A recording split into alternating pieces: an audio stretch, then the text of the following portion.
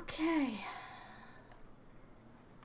Well, what's a Sunday morning stream without technical difficulties?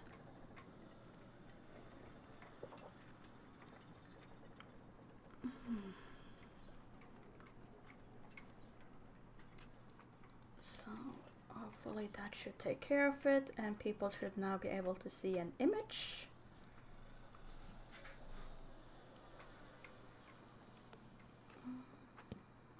Let's see.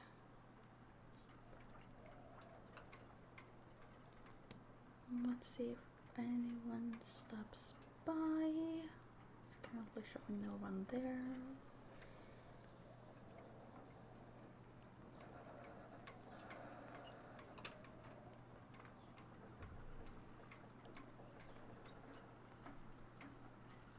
Let's see.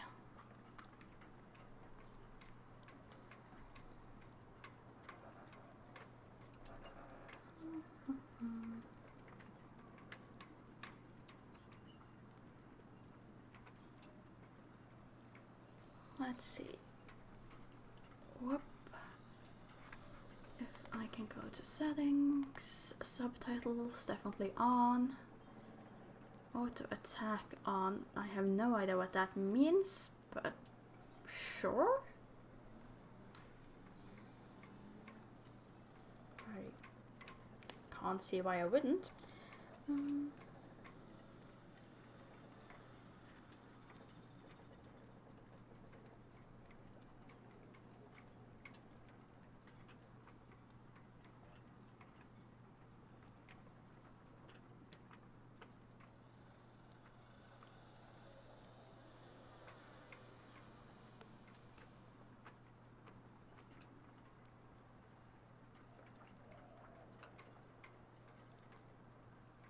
That should be fine.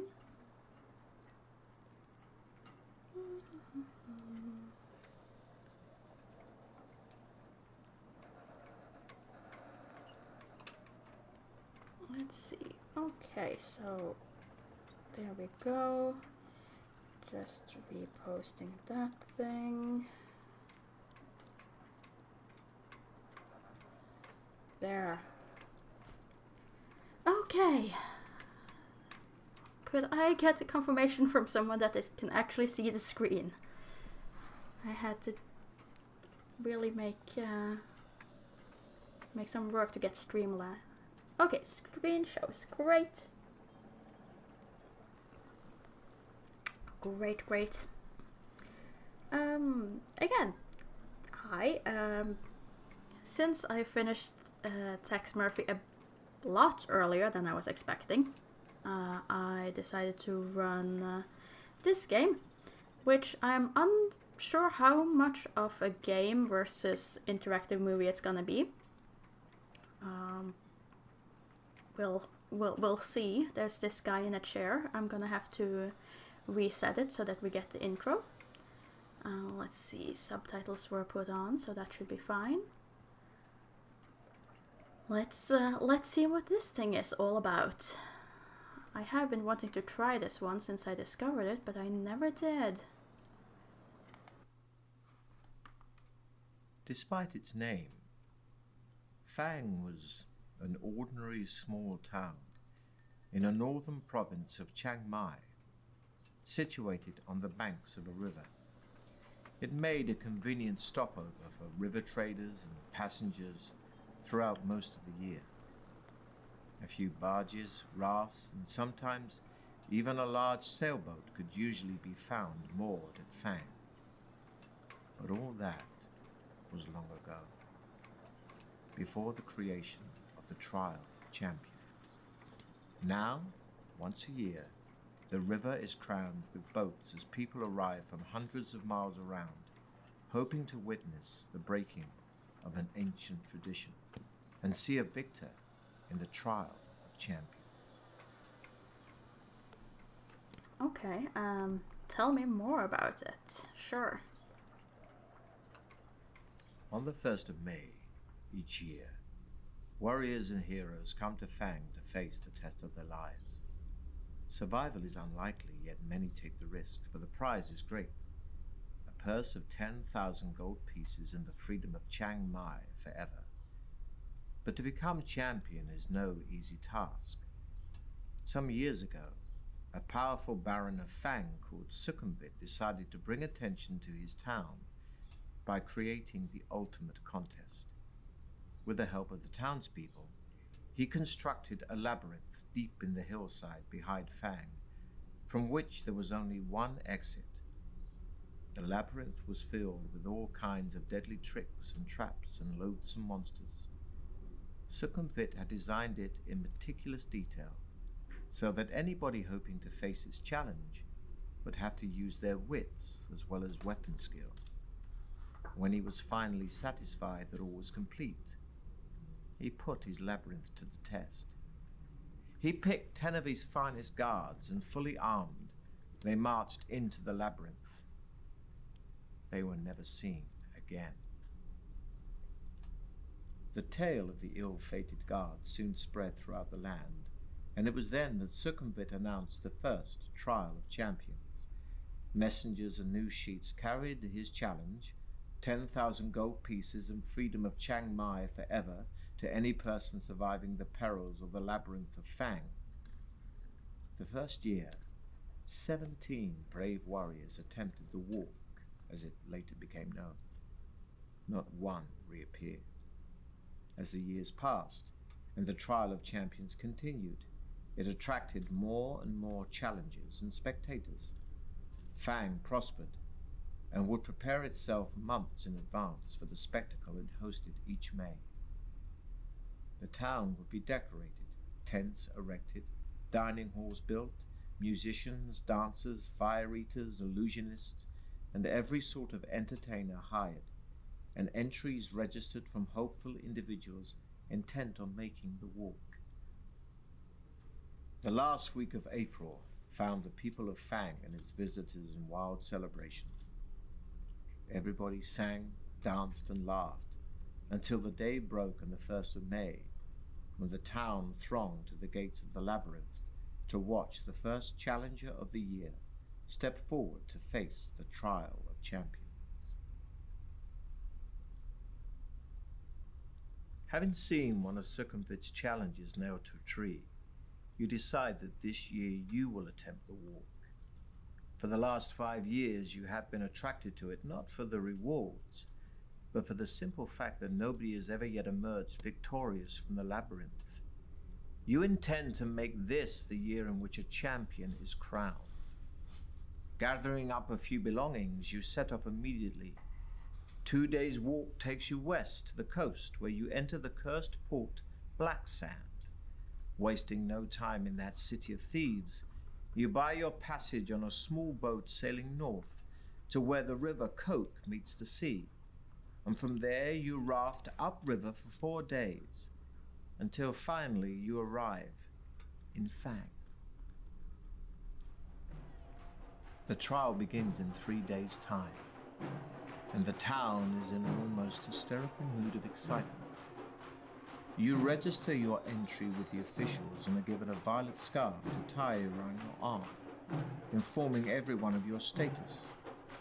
For 3 days you enjoy Fang's greatest hospitality and are treated like a demigod. During the long merriment you almost forget your purpose in Fang, but the evening before the trial, the magnitude of the task ahead begins to dominate your thoughts. Later, you are taken to a special guest house and are shown your room. There is a splendid 4-poster bed with satin sheets to help you rest, but there is little time left for sleep.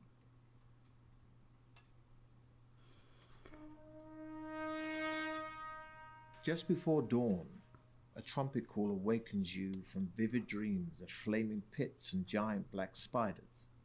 Minutes later, there is a knock on your door, and a man's voice rings out saying, "Your challenge begins soon. Please be ready to leave in 10 minutes.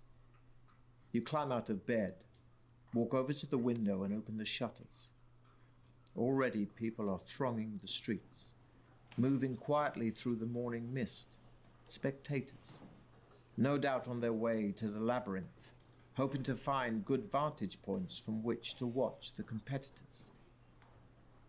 Walking over to a wooden table on which your trusty sword and shield lie, you pick them up and cut the air with a mighty sweep, wondering which beasts your sword's sharp edge may soon have to meet.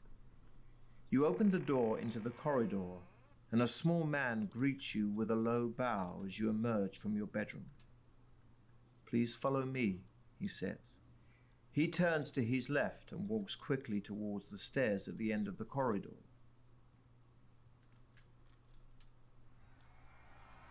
Walking through a parting in the crowds, you see Baron Suckenbit himself, standing by the entrance waiting to greet the contender in the trial of champions. You count 5 others standing proudly in line, their violet scarves displayed for all to see. There are 2 bare-chested barbarians dressed in furs. They stand completely motionless, legs straight and slightly apart, arms thrust forward to rest on the hilts of their long, double-headed battle axes. A sleek elven woman with golden hair and feline green eyes is adjusting the crossbelt of daggers wrapped around her leather tunic. Of the 2 remaining men, one is covered from head to foot in iron plate armor, with a plumed helmet and a crested shield. The other is cloaked in black robes, only his dark eyes showing between the swarms of his black-faced scars. Long knives, a wire garrote, and other silent death weapons hang from his belt. The 5 contenders acknowledge your arrival with almost imperceptible nods of the head, and you turn to face the exultant crowd for the last time. Suddenly, a hush falls over the crowd as Baron Suckenbit steps forward, holding 6 bamboo sticks. You draw one from his outstretched hand, and you read the word, 5th. Then the trial begins. The knight is first. He salutes the crowd before disappearing into the tunnel, and is followed half an hour later by the elf. Next goes a barbarian, and then the dark assassin. Next, it's your turn.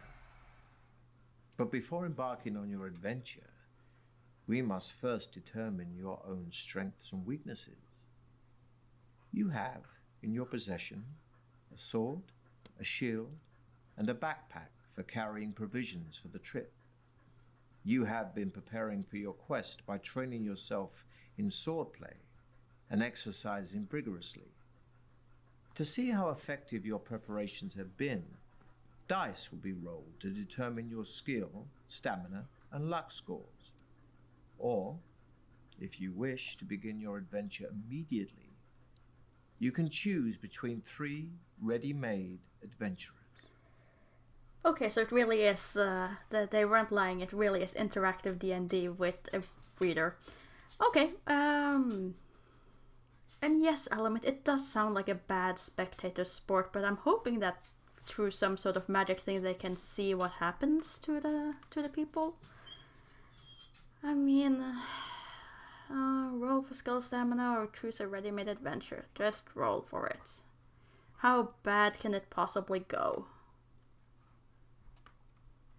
First, we'll roll for your initial level of skill. This reflects your sword skill and fighting expertise, and will be determined by rolling 1 die and adding 6. Okay. That could have gone worse. A 4. I'll take a 4. Continue to stamina. Next, we'll roll for your initial stamina, which represents your strength. So the higher your stamina score, the longer you will survive. This will be determined by rolling 2 dice and adding 12. A 5 and a 3. I mean, could be better. But it could also be a lot worse. I say that's roughly average. I mean, that's a 4 on both of them, which actually is a bit above. So yeah, let's just stick with it and move on to luck. Next, we'll roll for your initial luck, which represents how lucky an adventurer you are. Luck and magic are facts of life in the fantasy world you're about to explore. This is determined by rolling 1 die and adding 6. Ooh. I would like a bit higher than a 3 there. I haven't rerolled anything yet, so I'll test my luck with a reroll for luck. There. I could have just kept going. Well, it seems a bit silly. You clearly should have a limit there, but I'll take that 5, thank you. You may also take a magical potion with you. 8 out of 12 ain't bad. To aid you on your quest. Each bottle of potion contains 2 measures, so can be used twice during an adventure. You can choose from a potion of skill that restores your skill points to their initial amount, a potion of strength that restores your stamina points to their initial amount, or a potion of fortune that not only restores your luck points to their initial amount, but will also increase your initial luck score by 1 each time it's used. Oof. Let's see. The narrator. Oh, have I already forgotten his name? I can quickly find out. I just don't want to touch anything on my computer right now because I had technical difficulty setting this up. Also, good morning, Wick, but not John. Let's see. It is voiced by Eddie Marson. Yes, he is. Fast and Furious present Hopes and Deadpool 2 and Atomic Blonde, it says on the Steam page.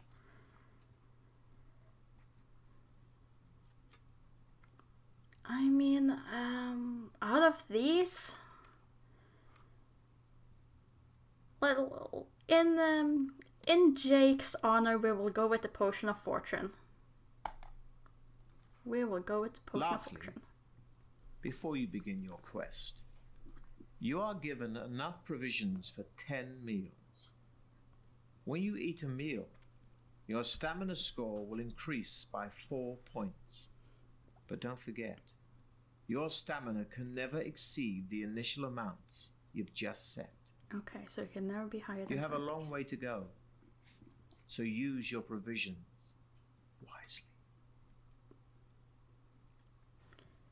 During your adventure, you'll enter into combat a number of times, and the further you go, the tougher your opponents will be. Combat takes place over several rounds, and your attack strength is based on yours and your enemy's skill scores. For each round of battle, we'll roll 2 dice for you and 2 for your opponent, adding the results to your skill scores. These are your respective attack strengths. Whoever's attack strength is the highest wins that round of combat. If you both had the same attack strength in a round, then it will be a tie. In some battles, you can take an opportunity to escape. But beware. If you do run away, your opponent will automatically score 1 hit on you as you flee, costing you 2 stamina points. So be sure you have enough. Such is the price of cowardice. Harsh! You are playing using the new battle system, where the battle takes place over 3 rounds. Your sheer battle-hardened nature will mean you'll always win the battle after the 3 rounds, but Every round you lose will cost you 2 stamina points. So be careful. Losing all your stamina will still be fatal. At the start of each round, you'll have a short time to decide to fight or to build up your stamina by eating your provisions or taking a potion, if you have one.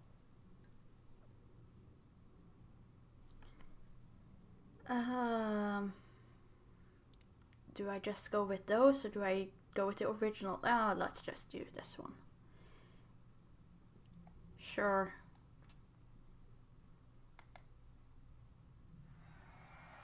Now it is your turn to salute the crowd.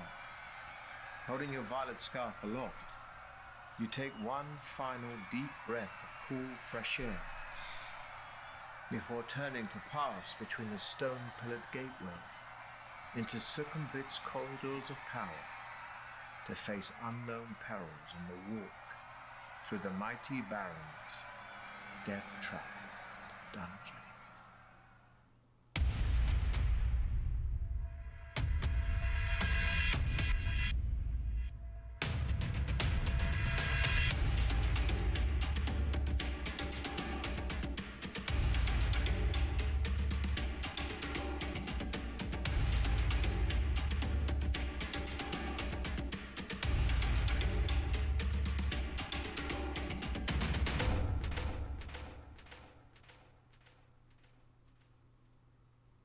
The clamour of the excited spectators gradually fades behind you as you venture deep into the gloom of the cavern. Large crystals hang from the tunnel roof at 20-metre intervals, radiating just enough soft light for you to see your way. As your eyes gradually become accustomed to the near darkness, you begin to see movement all around. Spiders and beetles crawling up and down the chiseled walls disappear quickly into cracks and crevices as they sense your approach. Rats and mice scurry along the floor ahead of you. Droplets of water drip into small pools with an eerie plopping sound which echoes down the tunnel. The air is cold, moist, and dank. After walking slowly along the tunnel for about 5 minutes, you arrive at a stone table standing against the wall to your left. On it, there are 6 boxes, one of which has your name painted on its lid. I mean, obviously I opened the box. Though, if everyone who ever enters the maze never comes back, how in the earth did they even get those boxes there? The lid of the box lifts off easily, and inside you find 2 gold pieces and a note written on a small piece of parchment addressed to you. After placing the gold in your pocket, you read the message, which says, "Well done. At least you had the sense to stop and take advantage of the token aid given to you. Now I can advise you that you will need to find and use several items if you hope to pass triumphantly through my Deathtrap Dungeon. Signed, Succumbit." Memorizing the advice on the note, you tear it into tiny pieces and continue north along the tunnel, where you come to a junction. A white arrow painted on one wall points west. On the floor, you can see wet footprints made by those who entered before you. It's hard to be sure, but it looks as though 3 of them followed the direction of the arrow, while one decided to go east. Oh. I mean, I agree, Element User. It is an interesting concept for a game. I want to know quickly, do I have any... No, there is absolutely no save function, so whatever happens, happens. Okay. I can respect that in this game. Do we follow the arrow where 3 went, or do we head east? I mean, the path least traveled is always tempting. But at the same time, What's risk without... What's life without a little risk? Let's head east. Ahead, you can see a large obstruction on the tunnel floor. Although it is too dark to make out exactly what it is, the wet eastbound footprints you have been following carry on towards the obstruction.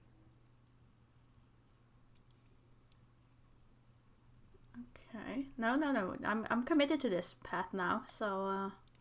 You see that the obstruction is a large brown boulder-like object. You touch it with your hand and are surprised to find that it is soft and spongy. Soft and spongy. Oh dear.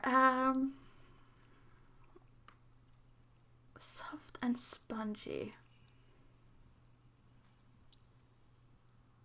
If I slice it open, it could release potentially poisonous spores, but it could also be a thing that would just swallow me once a second I try to climb over it, so let's test it. Your sword easily pierces the thin outer casing of the giant spore. It was spores! A thick brown cloud of I spores bursts out of the ball and envelops you. Some of the spores stick to your skin and start to itch terribly. You lose 2 stamina points as great lumps come up on your face and arms, and your skin feels as if it is on fire. Frantically scratching your itching lumps, you step over the now deflated spore ball. Pressing on It was east, one of 2. you turn left, which heads north for as far as you can see. The footprints you are following start to peter out as the tunnel becomes gradually drier. Soon you are beyond the dripping roof and the pools on the floor. You notice the air becoming hotter, and you find yourself panting even though you are walking quite slowly. In a small recess on the left-hand wall, you see a section of bamboo standing on its end. Lifting it down, you see it is filled with a clear liquid. Your throat is painfully dry, and you feel a little dizzy from the heat in the tunnel.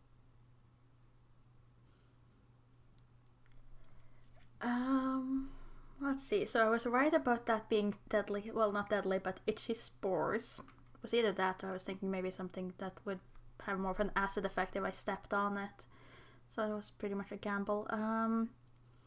Drinking clear liquid hidden behind bamboo. You know what? Let's gamble everything on luck. If it looks suspicious, we try it, and we'll see how fast we die. Probably The quickly. water in the bamboo pipe is welcomely refreshing and adds 1 stamina point. Ooh, goody. It also contains a magical solution which will enable you to be exposed to melting point temperatures without harm. Discarding the bamboo, you start off north again, in good spirits. That paid You off. find yourself dripping with sweat as the temperature continues to rise. As you struggle on, the heat intensifies until it becomes so unbearable that you feel yourself begin to pass out. Although the temperature in the tunnel is higher than you could normally tolerate, the liquid from the bamboo pipe keeps you alive, and mercifully, after a few moments, the temperature drops rapidly and soon feels almost cool again. On the left-hand side of the tunnel is a closed door. It has a small iron plate in it, which looks like it might slide open.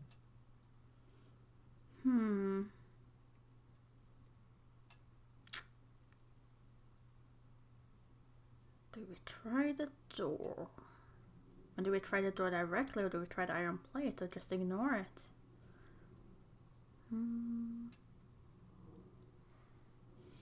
Sure, try to slide the iron plate, sure. Why not?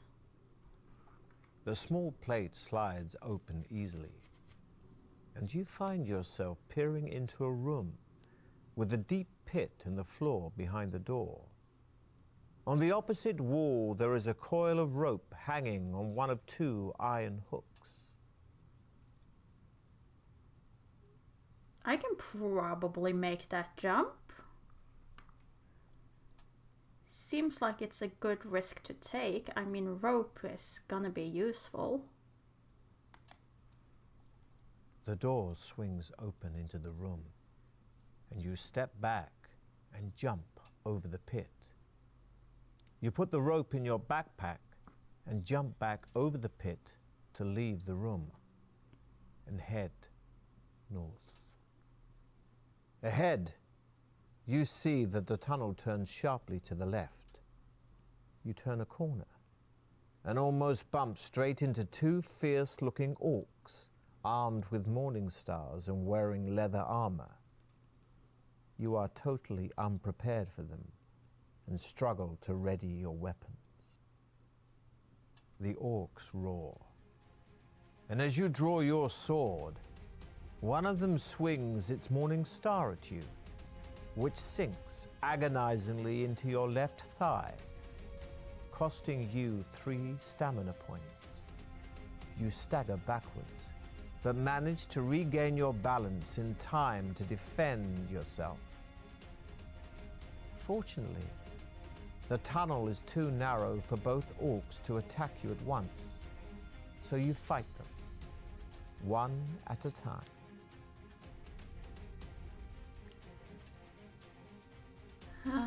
Let's see. What? The orc is strong, but slow, and you're able to strike hard with your sword. No auto attacks, thank you very much. I'd like to choose. Okay, let's see. Player 10 plus 9, 19, 16. Orc is 5 plus 9, has 14. Oh, don't know what that one means. 1 out of 3. That is definitely an idea, element user. I'll have to wait until I can have dice delivered, which shouldn't be that long. Because at a point I would want proper real dice. Just attack. There's no point in wasting food. Your yet. shield protects you from the orc's frenzied attack, while you're able to hack at its leg.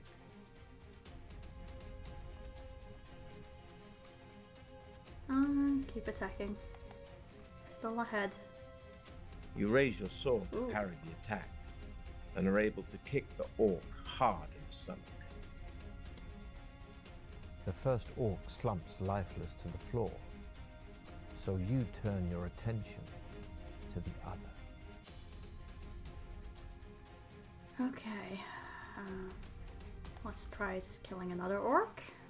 The orc is strong, but slow, and you're able to strike hard with your sword. So I'm assuming my dice are the red ones? They go past so quickly. Your shield protects you from the Yeah. orc's frenzied attack, while you're able to hack at its leg. And one more.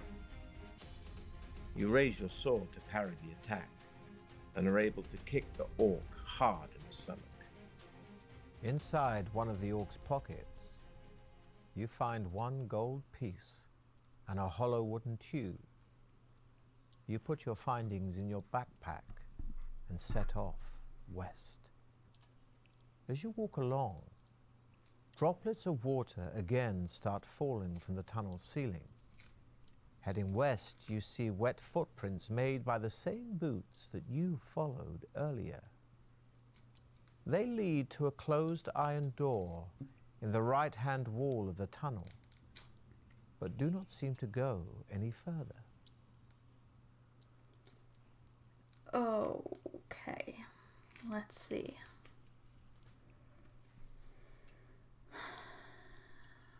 That probably don't bode well.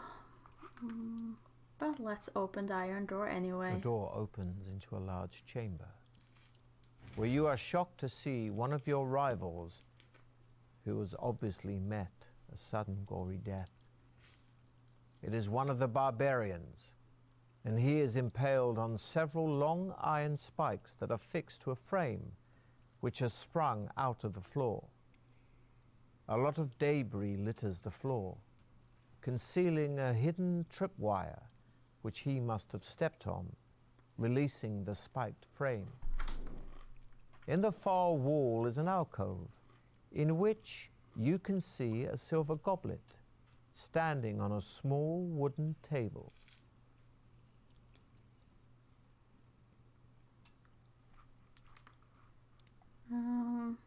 Let's begin by searching the barbarian.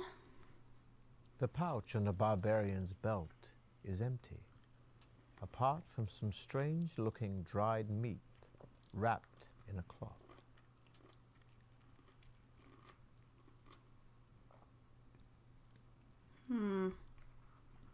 No, barbarian did not invest in luck.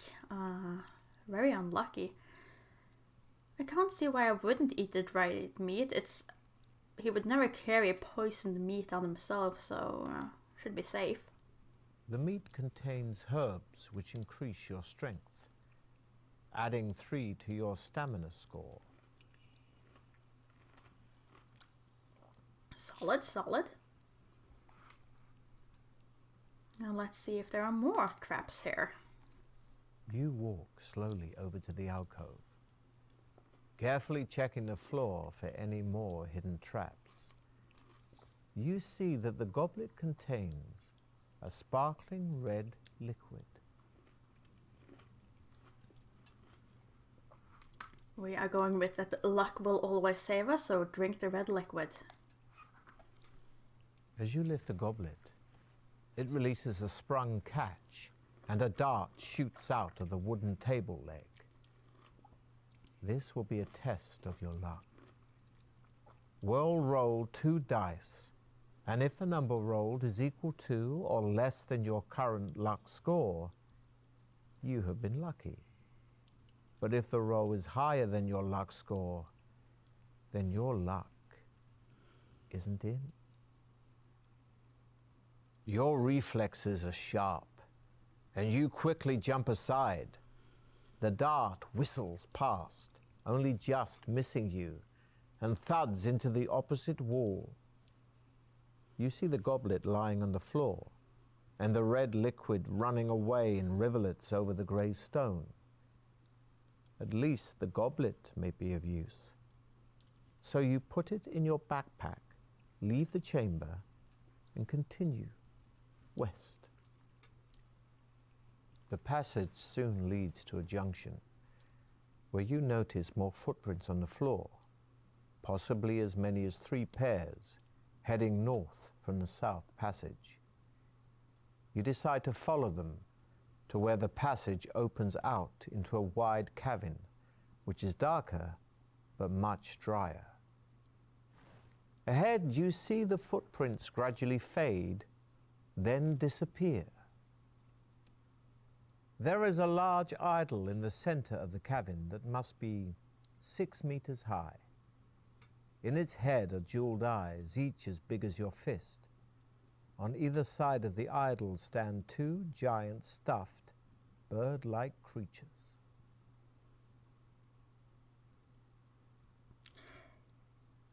Yeah, at this point it would be nice to have a dice to see how much of an idiot you want to be, because taking those jewels seems like an absolute folly that only an absolute idiot would try to do. Let's see.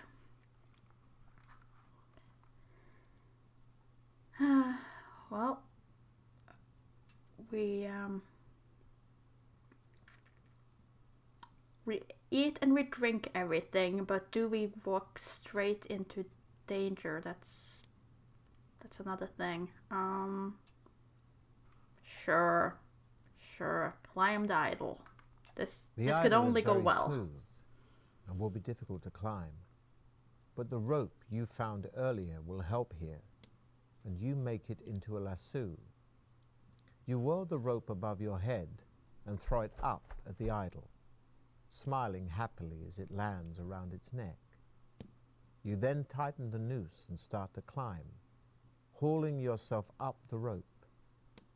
You are soon at the top of the idol, sitting on the bridge of its nose and holding on to the rope. You draw your sword and wonder which jeweled eye to prize out first. Does it matter?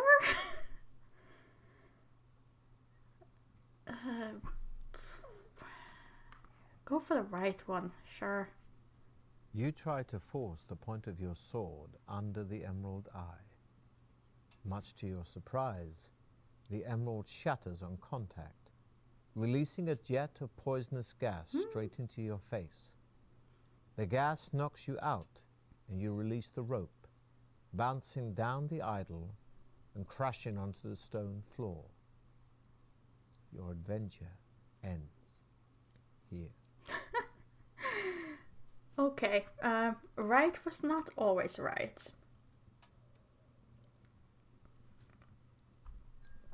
Okay, so how does this work? So I did get save files, okay. So I can just continue from there. Sure. There is a large idol in the center of the cavern that must be 6 meters high. In its head are jeweled eyes, each as big as your fist. On either side of the idol stand 2 giant stuffed, bird-like creatures. You know I'm gonna have to try to see if the left eye will kill me as well. The idol is very smooth and will be difficult to climb, but the rope you found earlier will help here, and you make it into a lasso. You whirl the rope above your head and throw it up at the idol, smiling happily as it lands around its neck. You then tighten the noose and start to climb, hauling yourself up the rope. You are soon at the top of the idol, sitting on the bridge of its nose and holding on to the rope. You draw your sword and wonder which jeweled eye to prize out first. Does it make any difference? Let's go left. As you touch the idol's emerald eye, you hear a creaking sound below you. Looking down, you are shocked to see the 2 stuffed birds flying off.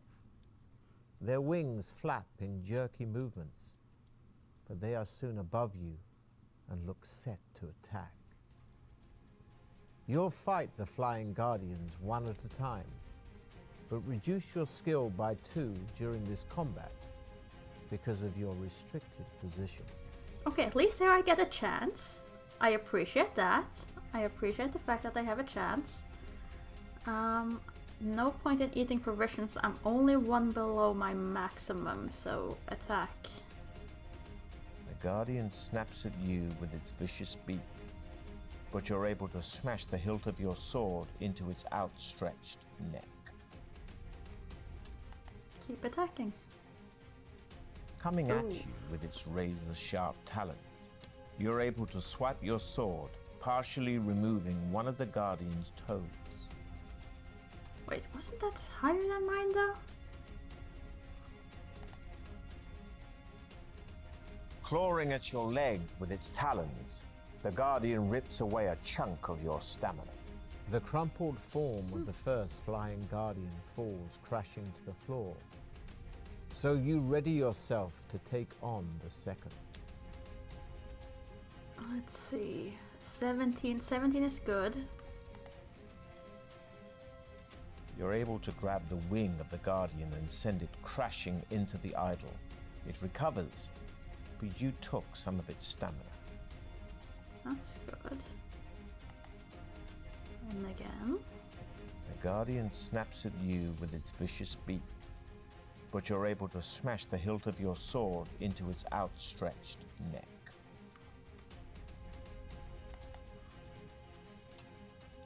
Coming at you with its razor-sharp talons, you're able to swipe your sword, partially removing one of the guardian's toes. Your final swipe dispatches the second flying guardian. You look down and see the crumpled bodies of the two flying guardians lying motionless on the floor. You start to prize out the idol's emerald eye with the tip of your sword. At last it comes free, and you are surprised by its weight when it falls into your hand. Hoping it may be of use later, you put it in your backpack. Yeah, I've learned my lesson. I'm not going for the right eye again. Climb down. Back on solid ground once again on the cavern floor, you try to shake the rope off the idol's neck. This will be a test of your luck. Remember, 2 dice are rolled. Equal to or less than your current luck score will have been lucky. I mean, this is great. Higher than Only your current only luck double score, sixes will beat our luck You score. have been unlucky. The He lasso has to roll loosens 2 itself, sixes to beat us on and luck. you are able to shake it free of the idol's neck. It falls to the floor with a loud clatter. You quickly coil the rope up again and put it in your backpack. Wasting no more time in the cavern, you run forward to the tunnel in the northern wall. Not much farther down the tunnel, you come to a closed door on your left. Putting your ear to the door, you listen intently but hear nothing. We are exploring everything, so in the good old fashion of Jake, I took 2 luck potions. So by using one of them, I will gain 1 more point in luck, which makes me invincible pretty much as far as luck goes, because it will give me that luck score of 12. You enter a room which is small and completely empty. As soon as you are inside, the door slams shut behind you. Suddenly a voice booms out of nowhere, shouting, "Welcome to Deathtrap Dungeon, the ingenious killer labyrinth of my master.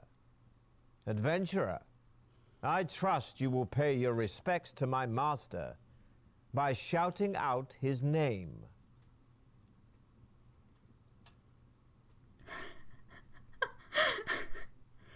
Wow. We're a fool, but not that much of a fool. Though, did he say? Let's just.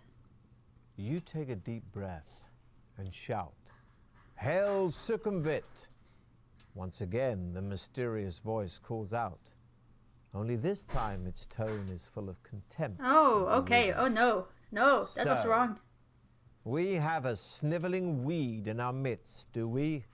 sneers the voice. Oh dear. "My master has a special gift for you, loathsome creep."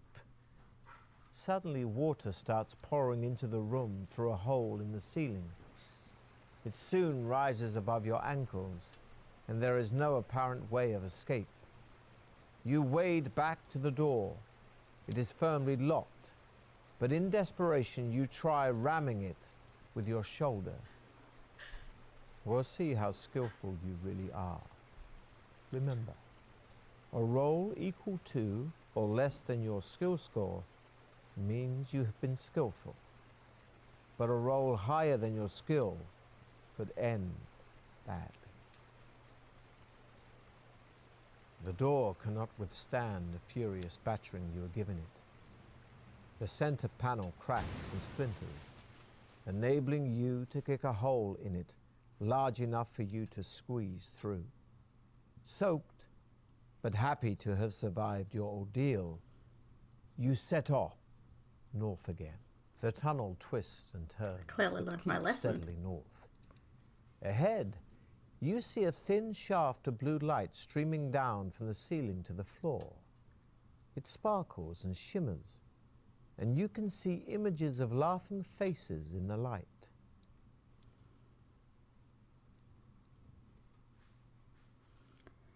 Oh, let's see. What could possibly go wrong with walking through that light, huh? Nothing. As soon as your head goes under the blue light, you hear the sound of muffled voices.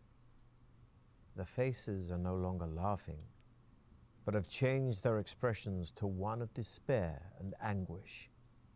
A young girl's sad face hovers in front of you, and she begins to whisper a poem.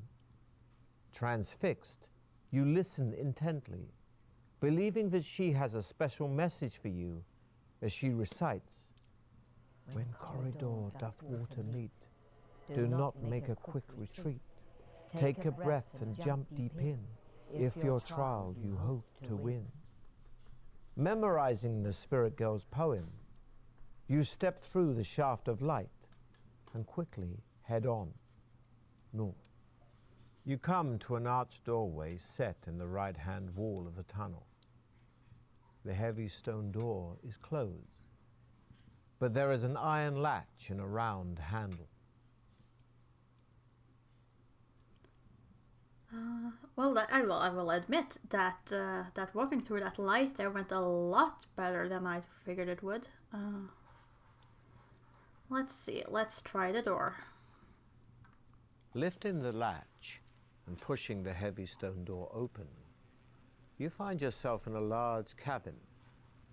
The light is dim and murky, but as your eyes begin to adjust, you see that the walls are covered in green algae and running with moisture.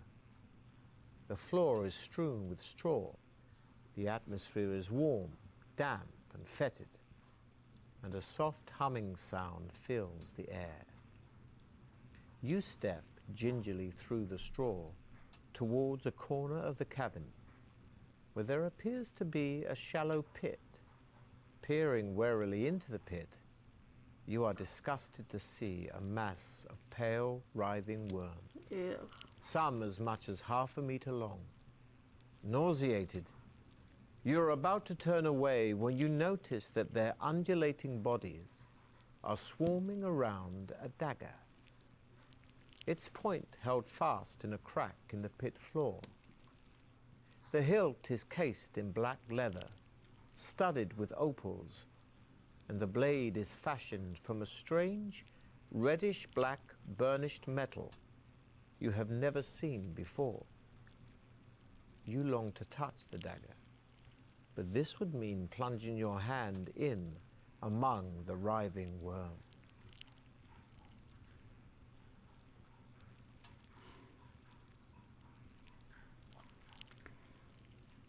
Well, I absolutely 100% hate worms, but daggers make that go away.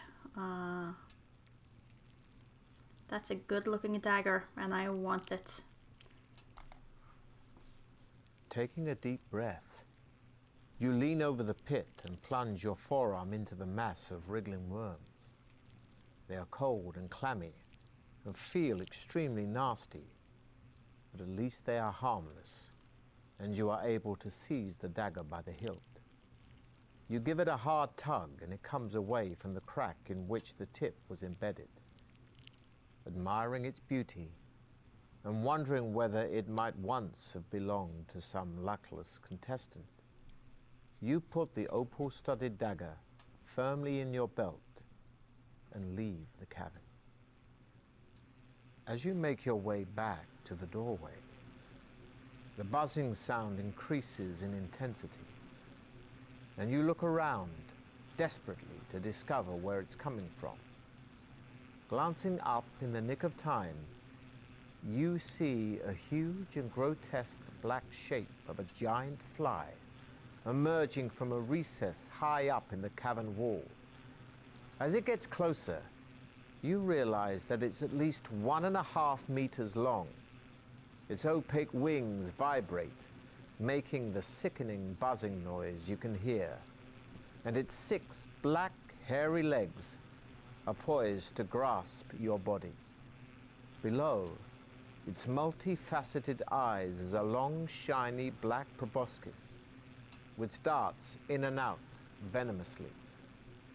You have stolen the giant fly's treasure from her brood of maggots, and you must face the consequences.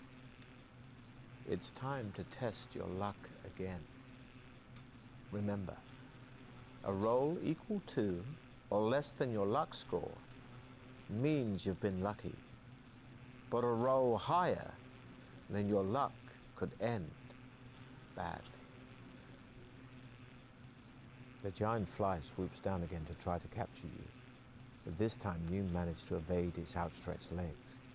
Stepping back, you draw your sword and prepare to fight the hideous insect as it turns to attack you again. We are so high on luck that this should be no problem at all. Which is that precise overconfidence that's gonna get us killed again and again, but oh well. As far as if it's a direct one-to-one recreation of the adventure game book, I never played the adventure game book, so I can't say. You hurl yourself at your enemy, fist flailing, and land a stunning blow. We're not gonna escape. We've already been told that's only for cowards, so we will keep on attacking. The creature flies at you so close you can't use your weapons. Grabbing it by its legs, you swing around, slamming it into a wall. You spin your sword around your head, clipping the fly and removing part of one of its legs. Pleased with your victory, you wipe the vile yellow slime from the blade of your sword and walk quickly to the door, back to the tunnel, and head north. The tunnel ends shortly at a junction. Looking left and right, you see a narrow passage disappearing into the dim distance. Also, I probably should have killed those worms before leaving, because they are now gonna die a very slow and painful death without their mother. Oh well. Let's see, west or east? At this point I really do need a die, don't I? I gotta get one. Let's see, for now go west. Ahead, you hear the sound of rocks being ground and crushed. The noise grows louder, and suddenly you realize that the wall on your right is starting to collapse. Terrified, you watch as a large, hideous, worm-like creature with a gaping mouth and powerful mandibles slithers through a hole in the wall. Its great jaws continue to crunch the rock as it turns its head slowly from side to side, feeling the cool air in the tunnel. It appears to be totally blind, but seems to know of your presence, perhaps sensing the heat of your body. It starts to slither towards you with its mandibles wide apart to attack.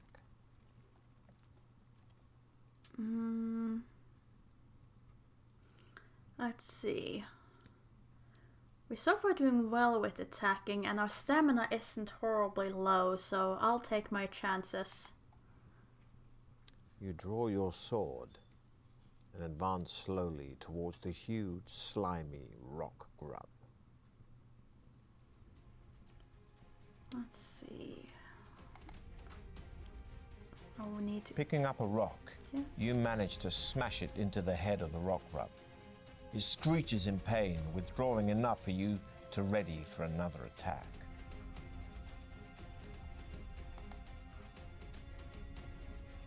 The rock grub is strong, but slow. You swing your sword, which smashes into its pulsating body. Keep on attacking it. You thrust your sword, and you clearly damage the creature. Pleased with your combat skills, you step round the great bulk of the dead rock grub and peer into the darkness of the borehole it left.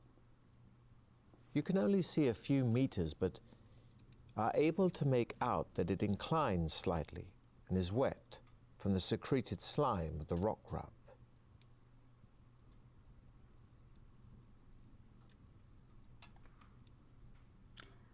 I mean, what could possibly go wrong with crawling into the hole that the grub came out of?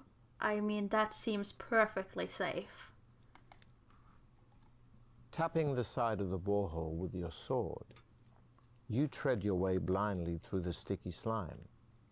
You follow its twisting and turning course for what seems an age, and begin to wonder where it might lead. Suddenly, you hear a slithering sound up ahead.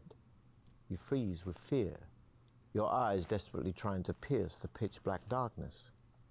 Before you realize what is happening, you are gripped round the neck by the powerful mandibles of another rock grub.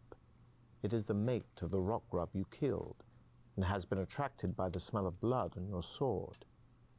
It squeezes harder until your neck snaps like a small twig. Your adventure ends here. Great. Okay, I'm gonna be right back. I am just gonna go and get a dice to roll for these things, so I'll be right back.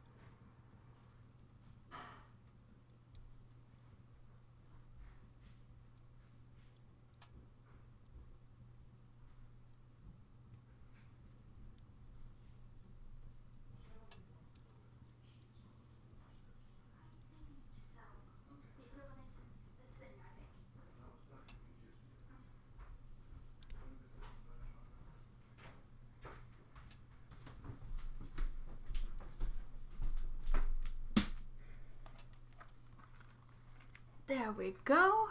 Dice bag has been found. And let's continue. Ahead, you hear the sound of rocks being ground and crushed. The noise grows louder, and suddenly you realize that the wall on your right is starting to collapse. Terrified, you watch as a large, hideous, worm-like creature with a gaping mouth and powerful mandibles slithers through a hole in the wall. Its great jaws continue to crunch the rock as it turns its head slowly from side to side, feeling the cool air in the tunnel.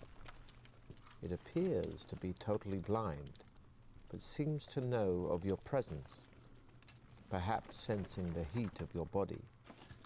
It starts to slither towards you with its mandibles wide apart to attack. Well, we have no problem with fighting that rock grub. We've done it once. We can do it again. You draw your sword and advance slowly towards the huge, slimy rock grub.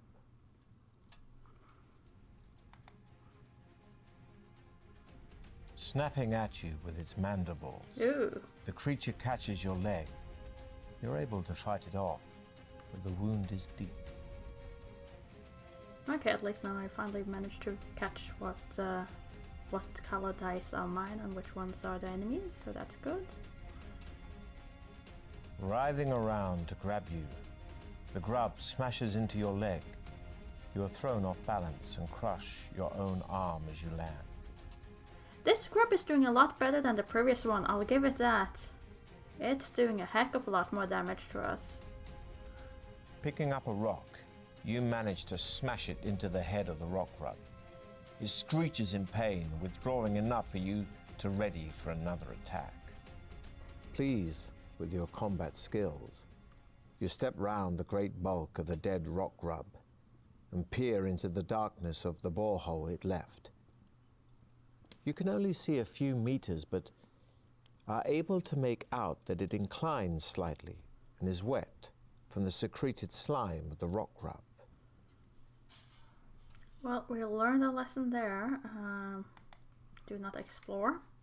After a long walk down the tunnel, you come to a dead end. A large mirror reaching from the ceiling to the floor hangs on the end wall, and in the dim light, you can just about make out your own reflection. Also, what did those potions do? Was there a way to find that out again, or do I just have to drink one? Because I know it added one to my luck permanently, but what else did it do? I have 1 gem. Can I click this? Okay, so I can click it to find out what I have. I have a wooden tube, a goblet, and a coil of rope. I have my sword, shield, and opposite dagger, but if I click these... Okay. Yeah, that's what I think. I think it said it refilled it, but I haven't lost any luck points yet. Oh well. No point in doing that now. Let's take a closer look at this mirror instead. You step up to the mirror and are amused by your distorted reflection. Your head looks as large as a pumpkin, and your face is exceedingly strange. Suddenly, without warning, a terrible pain pounds through your head, and you try to look away from the mirror, but you are unable to.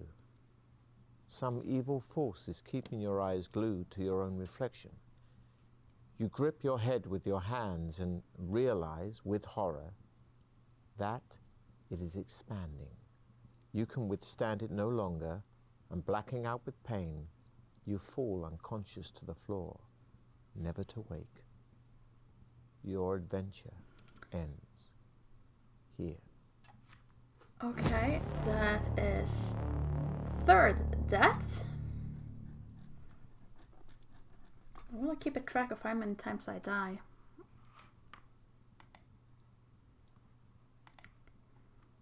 Ahead, you hear the sound of rocks Yeah. crushed. We've done this bit. Can I still... The noise grows louder. That bit? Yeah, I can. Yeah, I'm keeping track of it in my notebook as well now. Let's see.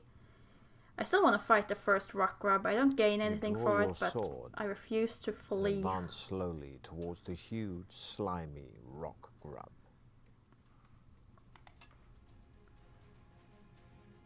The rock grub is strong, but slow. You swing your sword, which smashes into its after the last pulsating rock body. grub took a quite hefty chunk out of us. You thrust your sword, and you clearly damage the creature. Picking up a rock, There we go. you manage Much to better. smash it into the head of the rock grub. It screeches in pain, withdrawing enough for you to ready for another attack. Pleased with your combat skills, you step round the great bulk of the dead rock grub and peer into the darkness of the borehole it left. You can only see a few meters, but are able to make out that it inclines slightly and is wet from the secreted slime of the rock grub. Okay, now I can go back, because first walk west. After a long walk down the tunnel, you come to a dead end. And there was the dead A end. large mirror There was reaching nothing from the else ceiling but to the mirror. floor hangs on the end wall. And in the dim light, you can just about make out your own reflection. If I look at the map... Okay, so I do actually get a nice view of where I've been.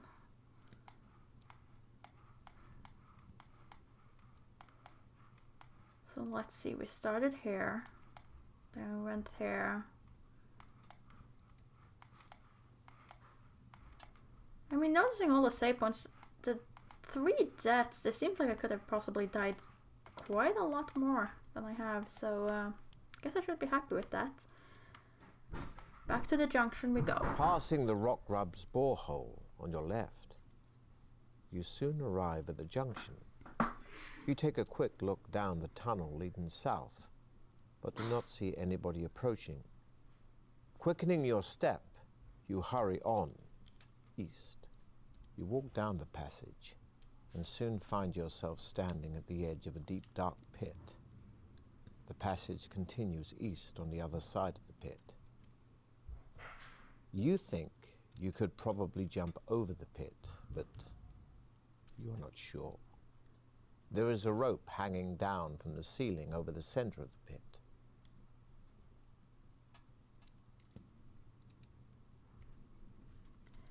Okay, throw your shield over the pit and jump after it. What does that do? I guess if we can't throw it, we can't jump it, but then I lose the shield. Jump over the pit carrying all your possessions. Reach for the rope with your sword to enable you to swing across the pit. I have nothing to lose for trying to reach for the rope with my sword as far as I know. Gripping the rope firmly, you step back to take a running jump. However, in the dim light, you do not notice that someone has cut the rope almost in two. Oh, come on. Just a little way above the section you are holding. As you swing out across the pit, it suddenly breaks, and you scream with fear as you plunge headlong to the depths below. You land heavily on your back, but luckily your backpack cushions your fall, only costing you 1 skill point and 2 stamina points. Okay. Could have been much worse. Okay, that was The not darkness is almost pitch black at the bottom of the pit, and you crawl along the floor, groping in front of you. Suddenly your hand touches something cold, hard and smooth. The object is small and round, but you cannot figure out what it is. You place it in your backpack, hoping to see what it is once you are out of the pit. You continue to crawl forward and soon reach the pit wall. It's too smooth to climb, and you have to cut hand and toe holds in it with your sword. This takes a long time, but finally you climb out of the pit on the east side. You immediately check out the object in your backpack and discover that you have found an orb of blood-red ruby. You are absolutely delighted and head off east in high spirits, whistling softly. The tunnel makes a sudden left turn and continues north as far as you can see. You soon arrive at a closed wooden door in the left-hand wall.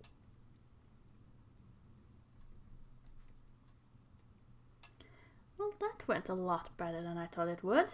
I thought it would surely have increased my death count, and instead we actually found something good. I don't like the loss of the skill point though. That's a bit harsh, but oh well. Let's try opening that door anyway. The door opens into a large candlelit room filled with incredibly lifelike statues of knights and warriors. A white-haired old man dressed in tattered rags jumps out from behind one of the statues and starts to giggle. Though he looks like a fool, the sparkle in his eyes makes you think there is more to him. In a high-pitched voice, he says, "Oh, good! Another stone for my garden. I'm glad you have come to join your friends. Now, I'm a fair man, so I'll ask you a question. If you answer correctly, I'll let you go free. But if your answer is wrong, I'll turn you to stone." He starts to chuckle again, obviously pleased with your arrival.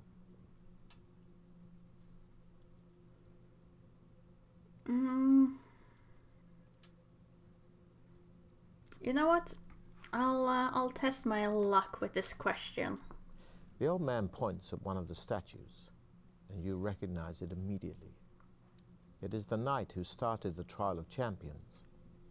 The agonized look on his face locked in stone for eternity. The old man smiles, saying, "This man weighs 100 pounds plus half his weight. How much does he weigh? What will you answer?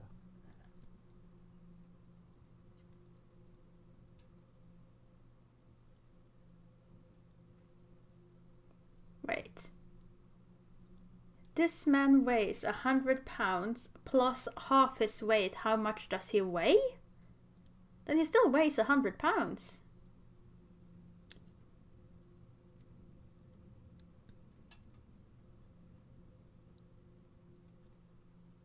I mean, if you do the math, it's 150, but if I heard that question correctly, it was how much does he weigh? And that would still be 100 pounds.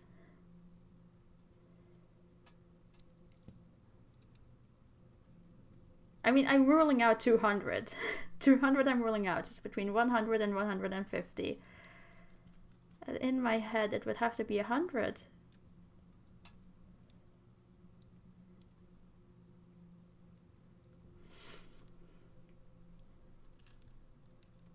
This man weighs 100 pounds plus half his weight.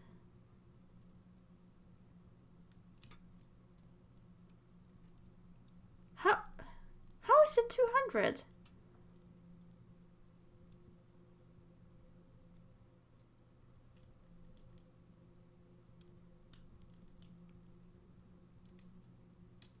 Lizard, explain. How is it 200? Because that's the only one I didn't get it wouldn't be. So 100 is half of his weight?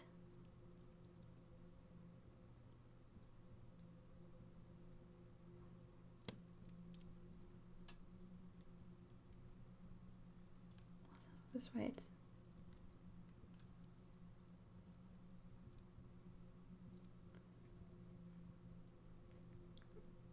Okay, fine. Merrick as well. This man weighs 100 pounds plus half his weight. How much does he weigh? Lizard is saying it's 200. I thought it would be 150 or 100 because he's already said this man weighs 100 pounds. And Element is thinking it's a paradox but hasn't given an answer. What's half of x equal x?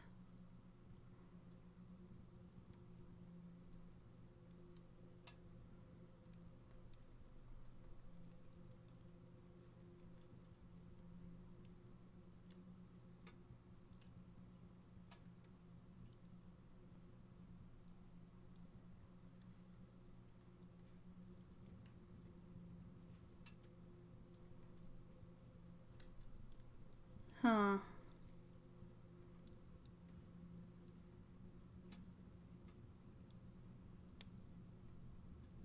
I think I'm just gonna go with my gut reaction was first, which was that he's still 100. But that's probably not right then. But we'll see. We'll see.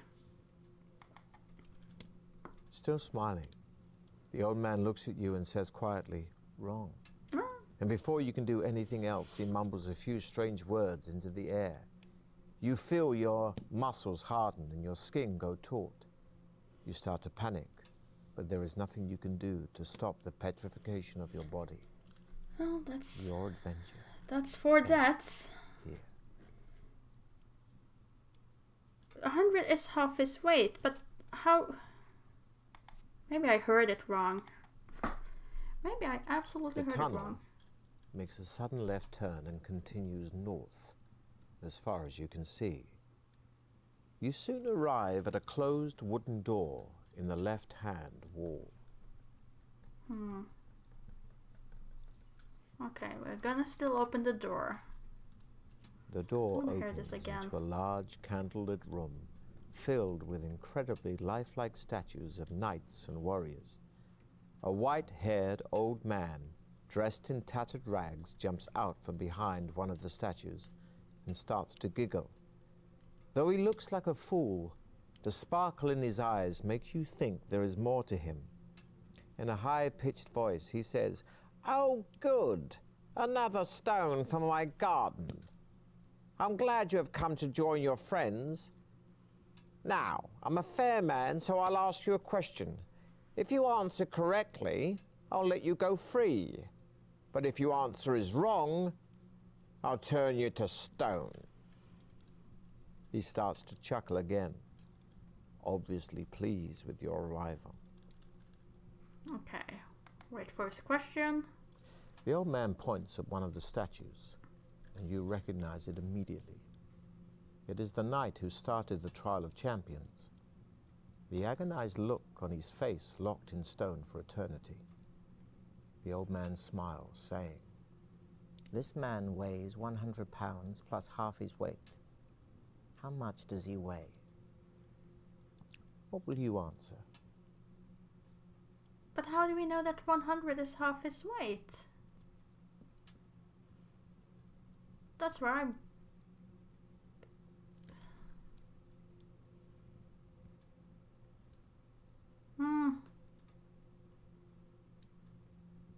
Okay. My math skills has failed me once more. Still smiling, the old man looks at you and says, "Well done, stranger. You have answered correctly. I wish you good fortune during the rest of the trial of champions. And to this end, I shall increase your powers." He then mutters a few more unintelligible words, and you feel a powerful surge soar through your body, increasing your skill, stamina, and luck by 1. Oh dear. You bid the old man farewell. Oh, I can't raise the luck to 12. No. Oh. Only a few meters further down the passage, you see another closed door in the left-hand wall. The letter X is scratched into its center panel. Putting your ear to the door, you listen intently, but can hear nothing.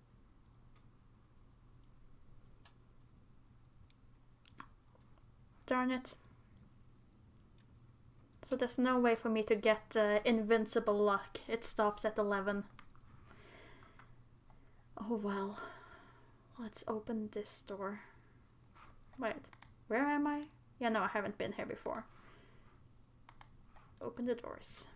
The door opens into a large room. Looking around, you see an alcove in the west wall. In the middle of the room, sitting in the chair, is the skeleton of an armed warrior, possibly a contestant from years gone by. The skeletal fingers of its right hand grip a crumpled parchment. Yeah, you did. You did work. Algebra and me never went along. Never have, never will. Let's see. What could possibly go wrong with attempting to take the parchment from the skeleton? Touching the parchment has precisely the effect you had feared.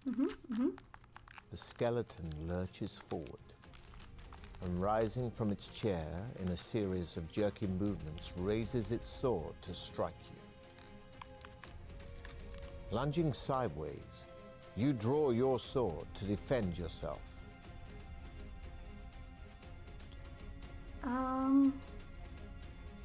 I should probably eat some provisions, but not right now. Let's attack the skeleton. The skeleton is strong, but slow. You swing your sword, which smashes into its leg. I'm gonna need to eat provisions soon, though. You raise your sword to parry the skeleton's attack, but it knocks your sword aside and lands a painful blow. You dodge to the side as the warrior swings its sword. You kick out, knocking its legs out from under it. Once again you reach for the parchment, only this time lying amidst a pile of broken bones. Unfolding it, you see a map of a room with a drawing of a hideous creature inside it. Beneath the monster is a rhyme, which reads, "Should you meet the manticore, of its tail beware. Shield yourself against the spikes flying through the air." You fold up the piece of parchment and put it in your backpack, repeating the rhyme over and over to yourself. You walk across to the alcove.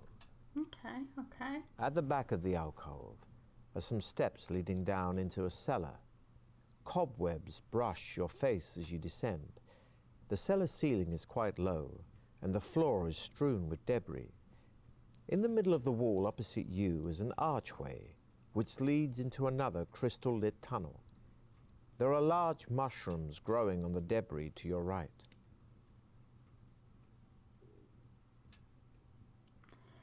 I mean, last time we tried to even cut some mushroom, it didn't go well.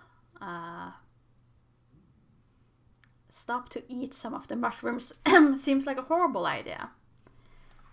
Can I eat provisions whenever, by the way? Let's see. Oh, okay, so it comes up, so I can choose. Just choose to eat some. There. No, that's... Damn it, Element, for reminding me. I did say eat and drink all the things, didn't I? Oh, dear. Okay, fine. Let's eat some mushrooms. You break off a large piece of the mushroom and bite into it eagerly. But immediately your stomach feels bloated, and you can even see it beginning to bulge below your belt. Your whole body starts to expand, bursting out of your clothes with a loud ripping sound. You grow bigger and bigger, and soon your face is pressed against the ceiling. The mushrooms you have eaten are much sought after by wizards for their growth potions, but to you they spell doom. You are too large ever to leave the cellar, and your adventure ends here. Well, that makes us 5. That's 5 deaths.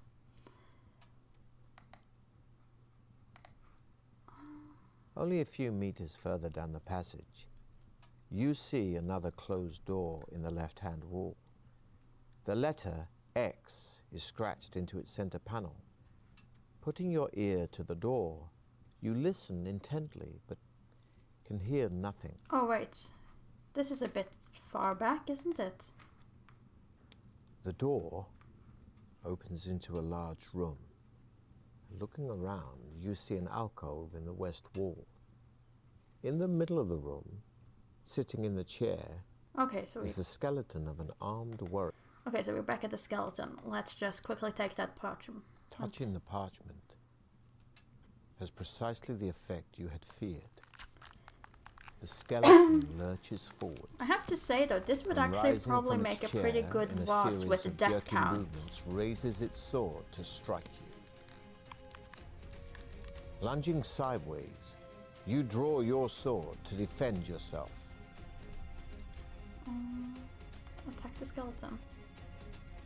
You run around the jerking skeleton. If you can establish a fairly smashing your sword into its arm. reasonable amount of death that would get you through the game, then it could potentially be a good challenge. The skeleton is strong, but slow. You swing your sword, which smashes into its leg. You dodge to the side as the warrior swings its sword. You kick out, knocking its legs out from under it. Once again you reach for the parchment, only this time lying amidst a pile of broken bones. Yeah. At the back of the alcove are some steps leading down into a cellar. Let's head into the cellar this time Cobwebs without feeling the hunger craving of the cellar magic ceiling mushrooms. is quite low, and the floor is strewn with debris. In the middle of the wall opposite you is an archway, which leads into another crystal-lit tunnel. There are large mushrooms growing on the debris to your right. Step through the archway. The tunnel continues west for several hundred meters, finally ending at some steps leading up to a closed trap door. You climb the steps slowly, hearing muffled voices above you. In the dim light, you can see that the trap door is not locked. Okay, knock on the trapdoor to alert whatever is on the other side. It's probably not friendly. Or burst through the trapdoor with your sword drawn. Where am I even now? Okay, so... Wait, there was an option to go further this way? Huh. Well, let's see. Spare no one. You throw the trapdoor open and run up the steps into a bright, lantern-lit room. Two goblins are sharpening their short swords on a stone set in the middle of the floor. You catch them momentarily off guard, but they quickly recover and both rush forward to attack you. A point of note here, adventurer. Because of the shape of the room, both goblins will have a separate attack on you each attack round. However, here your attack will only be effective on one of the goblins. Against the other, you must still use your attack strength in a normal way. But even if your attack would have been effective, you will not wound it. It will just count this as though you have defended yourself. However, if its attack strength is greater, it will have wounded you in the normal way. Okay, so I could potentially see a lot of damage in one round here. Let's try one round before we go to the provision meeting. Your enemy is strong, but slow, and screams in pain as your sword sinks into his leg. Okay, attack the second goblin for defense. You both swing for each other, and in the confusion, both miss. Good, good. You hurl yourself at your enemy, fists flailing, and land a stunning blow.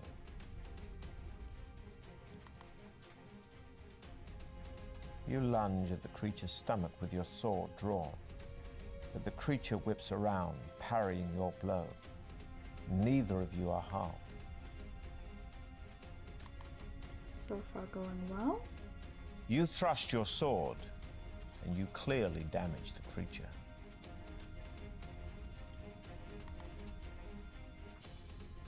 Your enemy is strong, but slow, and screams in pain as your sword sinks into his leg. And then it's the only one left standing. You hurl yourself at your enemy, fists flailing, and land a stunning blow. You thrust your sword, and you clearly damage the creature. There we go. Triumphant Goblins in are one of your dead. toughest battles to date. You see that the only furniture in the goblin's room is a table, 2 chairs, and a cupboard on the wall. There are 2 closed doors, one in the west wall and the other in the north wall. Okay, let's see. Start by opening the cupboard. The cupboard contains a wooden mallet and 10 iron spikes, which you put in your backpack while wondering which door to open. Okay, let's see. 10 or lower, we go west. 11 or higher, we go north. We go north. The door opens into another tunnel, which rises gently into the distance. After walking uphill for a while, the tunnel levels out, and you soon arrive at a door in the right-hand wall, to which a withered hand is nailed. Yeah, that seems like an excellent place. You enter a room in which a man in tattered clothing is standing chained to the wall by his left arm, and you see that his right hand is missing, and realize that this must be the one nailed to the door. Pleading for mercy, he cowers back from you as far as his chains will allow. Oh. Oh. Oh, do we cut him free or not? He's probably gone insane at this point, but I mean, probably could take him in a fight, so it should be fine. Let's cut him free, sure. You step up to the frightened man and cleave the chain with your sword. He drops to his knees and bows, thanking you over and over again. He tells you that 4 years ago, he entered the Trial of Champions but failed. He fell down a pit and had to be rescued by a trial master, one of Baron Sukhumvit's dungeon administrators. He was offered a choice between death or servitude in Deathtrap Dungeon as the trial master's minion. Choosing the latter, he worked like a slave until he could stand it no longer and tried to escape. Alas, he was unsuccessful and was captured by the trial master's wandering orc guards. To teach him a lesson, they cut off his hand and condemned him to a year's imprisonment in this cell. You ask him whether he has any information that might be of use to you. He scratches his head. Well, I haven't exactly done very well in here myself, but I do know that you need to collect gems and precious stones if you hope to get out. I don't know why, but there it is. Without another word, the ragged prisoner dashes out of the room, turning left into the tunnel. You decide to keep heading north and turn right. There is an open pipe in the right-hand wall, about 1 meter in diameter. It is too dark to see far down it. You shout into it and hear your voice echoing down the iron pipe until eventually the sound fades away. I mean, last time we tried to crawl down into a hole, it didn't go well, but maybe it will work better this time. The pipe is wet and slimy, but you crawl on into the dank darkness, slithering and sliding as you go. Suddenly your hand touches something hard and square, which feels as if it is made of wood. It rattles as you shake it, and you decide you must be holding a box. Let's see, press down further, or taking the box basically to examine later, or crawl back out of the pipe to examine your find.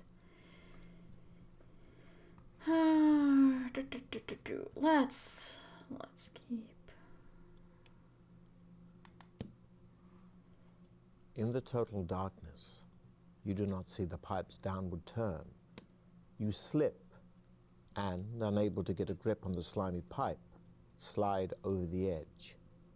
Your screams echo down the pipe as you fall the 50 meters head first to the bottom. You have failed the trial of champions. And that takes us up to 6 stats. Darn it. I shouldn't have kept pressing on. Good morning, Rumby.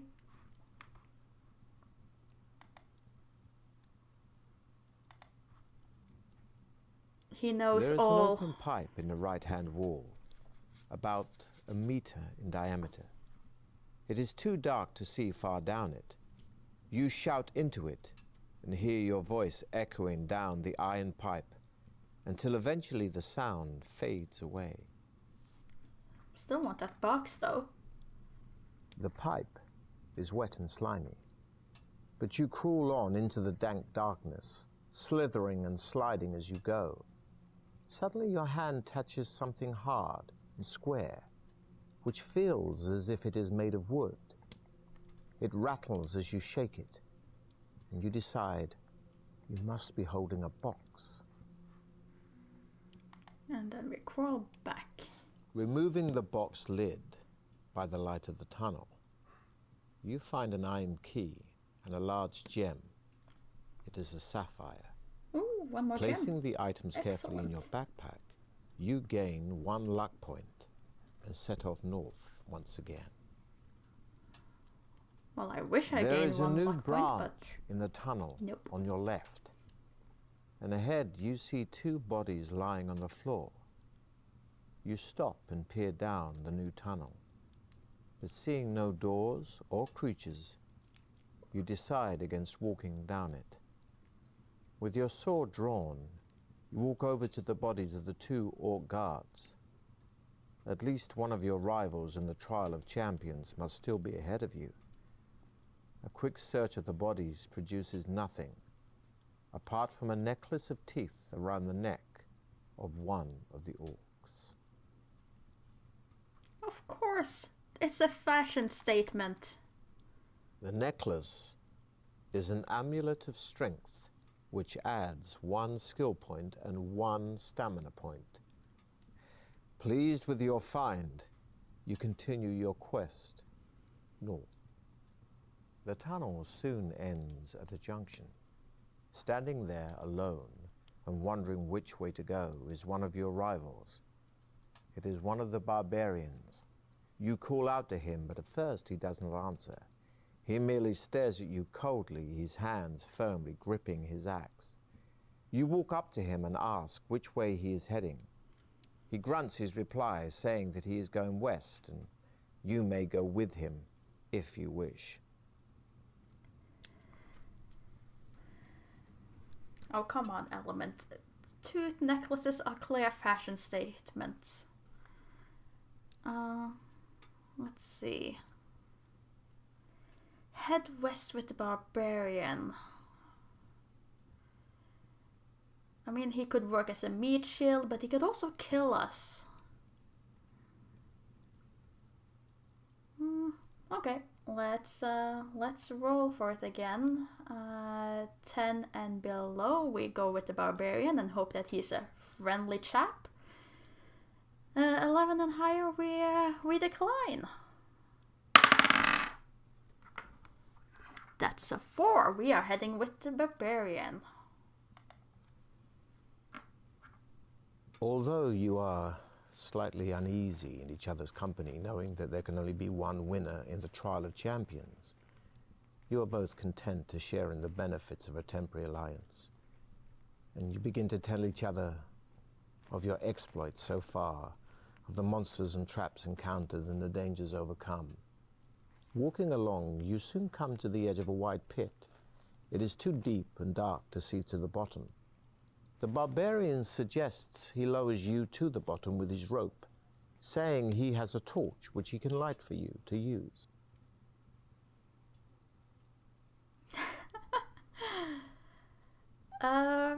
You know what? I'm gonna accept that offer. Him dropping me into a pit would serve him nothing. At least plunder the body, like kill me and plunder the body if you want to get anything out of it. So I'll accept that offer. You tie the rope around your waist and take hold of the lighted torch given to you by Throm, as your barbarian ally calls himself. Taking hold of the slack rope, Throm lowers you slowly over the edge of the pit and down into the dark depths below. You can see by the light of the torch that the sides of the pit are extremely smooth. You drop about 20 meters before hitting the bottom of the pit. There, you see another tunnel heading north, and you call up to Throm and tell him of your discovery. He calls back, saying that he is going to tie the rope around a protruding rock on the edge of the pit and will come down and join you. You hear him climbing down, and soon you are together again. Throm retrieves his rope by shaking it off the rock, and you set off north along the new tunnel. On a stone ledge in the tunnel wall, you see 2 dusty leather-bound books. Throm grunts his contempt for the written word, urging you to leave the books and hurry on. I mean, I'm sorry, Throm, but some of us like reading. Now, do I open the black letter book or the red letter book? Let's start with the black letter book. The book pages are sealed together, but a small hole has been cut out in the middle of them, just large enough to hold a small corked bottle containing a clear liquid. You show it to Throm, who holds up his hand, indicating that he does not want you to come anywhere near him with it. His distrust of things unknown is strongly evident. I mean, first we should probably try to open the red book before drinking the liquid. Or do we drink the liquid and then open the book, or do we open the book and hope that we are still alive to drink the liquid?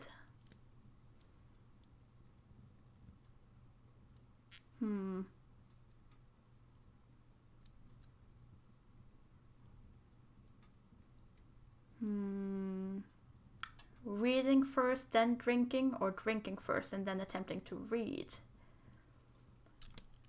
Read first. Okay. Let's check. As you open the book, it immediately begins to disintegrate, the pages turning to dust in your hands. You manage to keep a few fragments and read the handwritten script.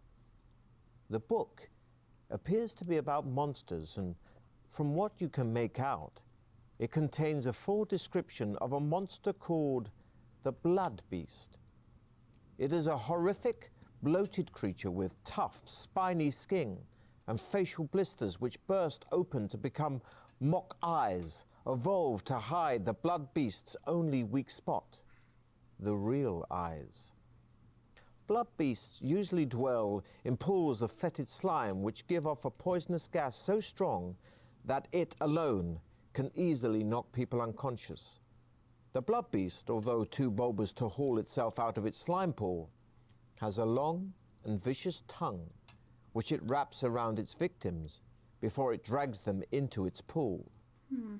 As the helpless and still living victim's flesh decomposes in the vile slime, the blood beast will feed on it. You tell Throm about the grotesque blood beast.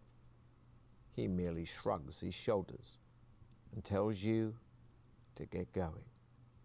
Setting off, you continue your journey north with Throm. What? I didn't get to drink? The tunnel turns sharply to the right, continuing east for as far as you can see. Throm stops and tells you to halt as well. He turns his head slowly from side to side, listening. We just left it I there. hear footsteps coming down the tunnel towards us, he whispers. Draw your sword. You both crouch down to hide in the shadows.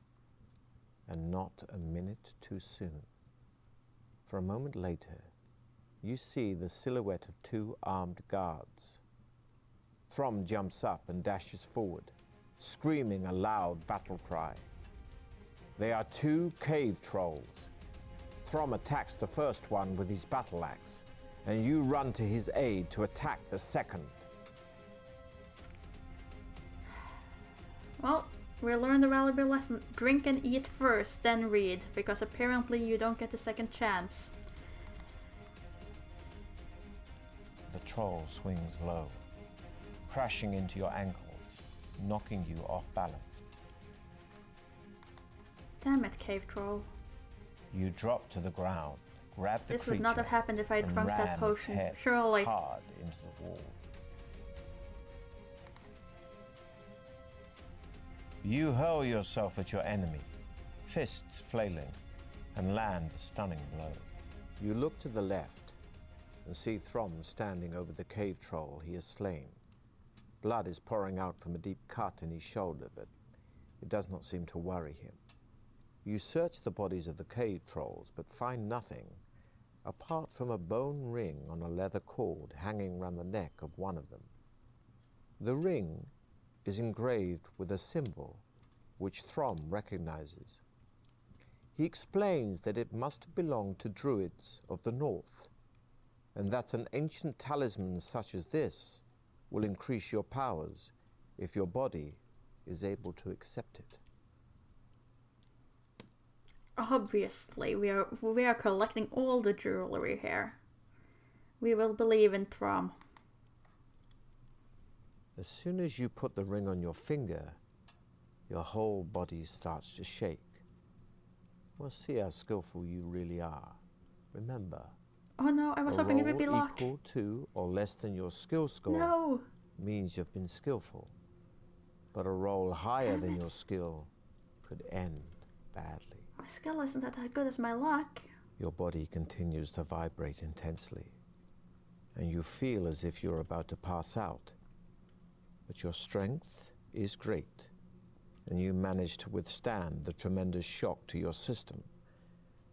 Finally, you calm down and begin to feel the ring's beneficial powers working on you and adding 3 stamina points. You see Throm looking at you anxiously, so you reassure him that you are fully recovered. He strides off east, and you follow him eagerly. The tunnel leads into a damp cavern with a high ceiling and rock-strewn floor.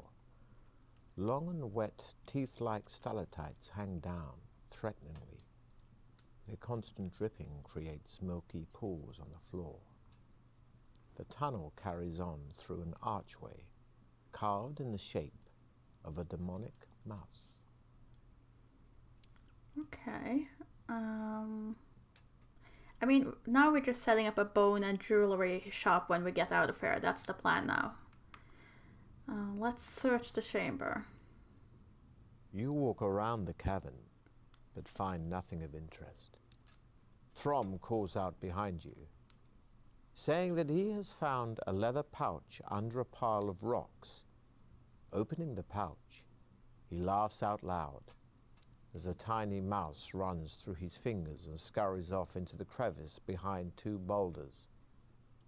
Suddenly, you hear the sound of cracking rock above you and look up to see stalactites breaking off from the roof. Throm's booming laugh, which still echoes through the chamber, has made the stalactites vibrate and break off. You yell at Throm to run through the archway as the stalactites start to crash to the floor. This will be a test of your luck. Damn it, Throm. Despite the stalactites crashing all around you, you manage to dash through the archway without injury. You look around and see Throm thundering towards you, one arm held over his head for protection. He dashes into the tunnel and leans against the cold wall, panting heavily, apologizing for starting the rockfall, and offers you his hand to shake. You tell Throm that maybe he should use sign language in future, even for laughing. You both smile and head east once more. The tunnel ends at a large oak door. Throm wastes no time in testing the handle and is somewhat surprised to find the door unlocked. He pushes it open and walks into a torch-lit chamber. Sitting alone on an ornate chair is a dwarf who bids you enter. As you do so, the oak door swings shut behind you. Adventurers, you have done well to get this far, says the dwarf in a deep voice. However, as you both know, there can only be one winner in the Trial of Champions. As Trial Master, it is my duty to Baron Circumvit to let only the most able continue. Therefore, I must devise a test of wits and strength to eliminate one of you. Please do not attempt to dispose of me. It will be utterly pointless, for, as you can see, there is no obvious way out of this chamber, and only I know where the hidden exit lies. Now, if you would care to decide between you who will go first, I shall make the necessary preparations. You look at Throm, suddenly angry that your effective partnership might come to an end. He leans over and whispers in your ear that you should try to kill the dwarf and worry about the exit later.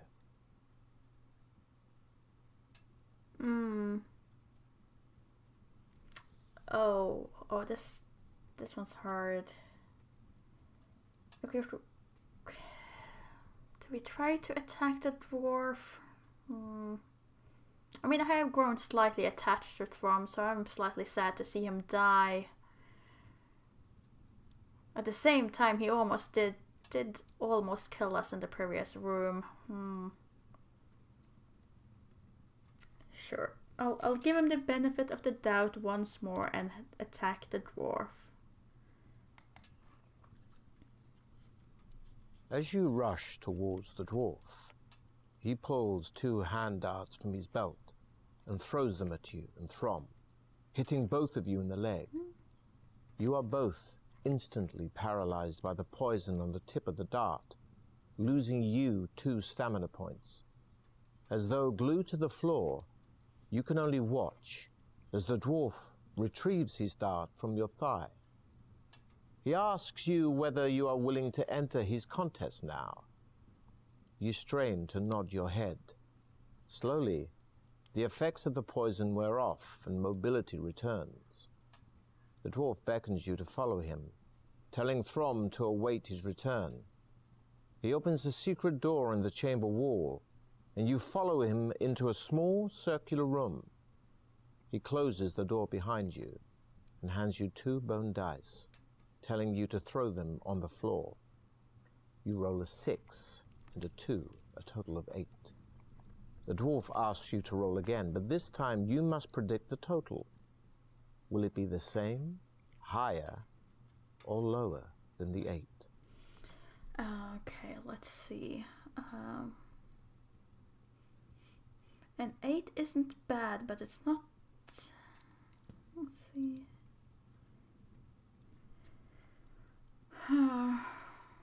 I guess statistically the chances are that it's gonna be less than 8.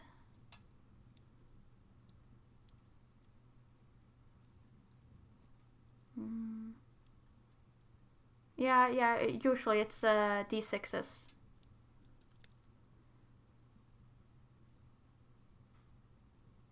So the average would be 6 with a 3-3.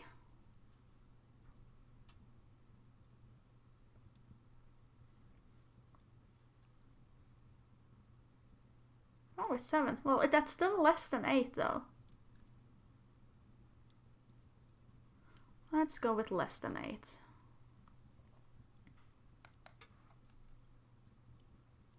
The dwarf congratulates you for guessing correctly. He tells you that you must now progress to the second stage of the test. He reaches for a wicker basket and tells you that a snake is held within it.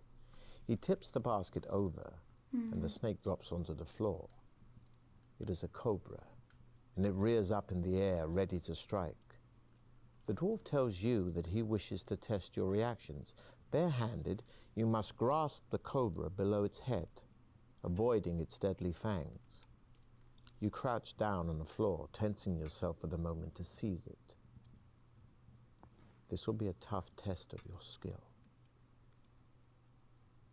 With lightning speed, you thrust your hand out and grip the cobra just below its open mouth. You lift it up, and with your arm outstretched, you dangle it in front of the dwarf. He doesn't flinch, but says in his calm, expressionless way, "Please put the cobra back in the basket and prepare for the final part of the test. Follow me." You do what he says and follow him back into the chamber, where Throm is pacing up and down, obviously ill at ease. You wave to him while the dwarf opens a second secret door and tells you to walk on through and wait for him. Again you comply, and you find yourself in another circular room, although this one resembles a small arena. The floor is covered with sand, and a small balcony runs around the arena wall. Opposite the secret entrance you came in through is an ominous-looking wooden door. Suddenly you hear a shout, and you look up to see the smiling dwarf standing on the balcony. He throws 2 pieces of paper down to you. On one of them, the words, "No crop is," are written. On the other, "Ruin moat." In his ever calm voice, he says, If you rearrange the letters of the words, you will find the names of 2 creatures. You may choose which one to fight in my arena of death. Can you identify the creature by rearranging the letters? Okay, let's see.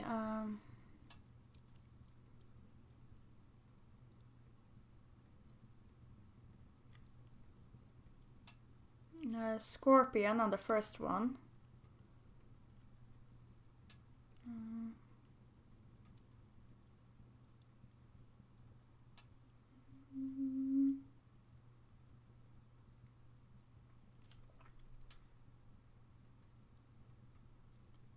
Ruin mode. Oh, Minotaur. Okay, so do we fight a scorpion or a Minotaur? Let's see.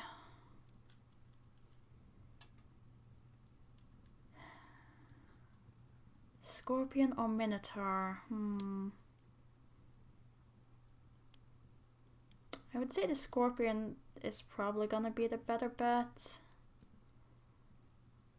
But if you're going into a labyrinth, have you really had the experience if you don't end up fighting a Minotaur at one point? You call out to the dwarf that you are ready to fight the Minotaur. The wooden door rises slowly, and you see the fearsome beast, half man, half bull, step into the arena. Steam blows from its nostrils as it works itself up into a rage, ready to attack. Suddenly it rushes forward, swinging its double-headed axe. This is probably not gonna go well for me, but oh well. Your speed is improving. You run directly at the Minotaur and slice at its leg as you run by.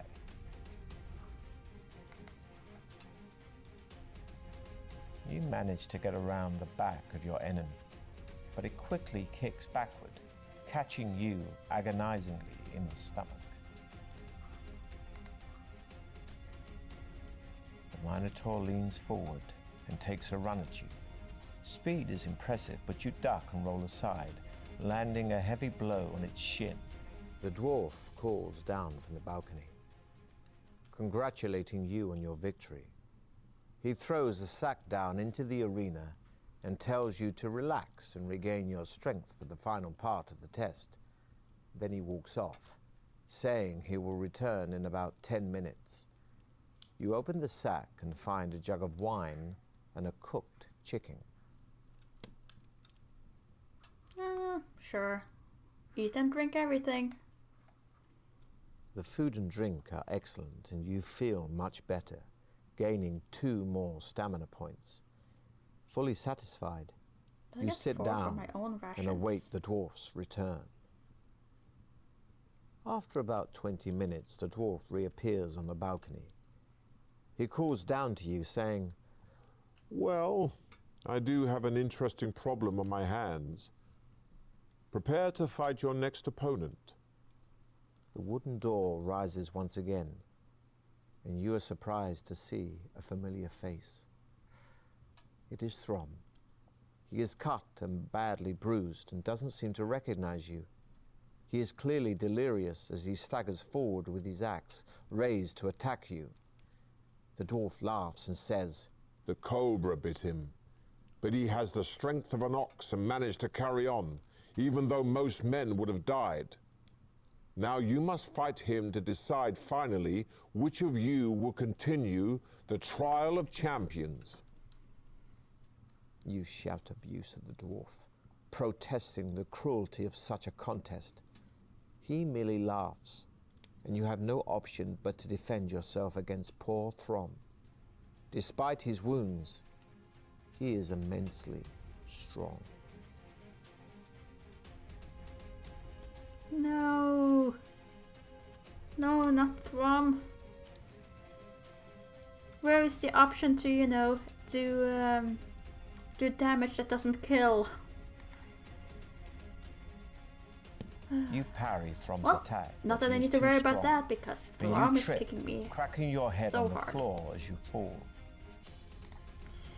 This is not gonna go well for me. You hurl yourself at Throm, fists flailing, and land a stunning blow on his chin.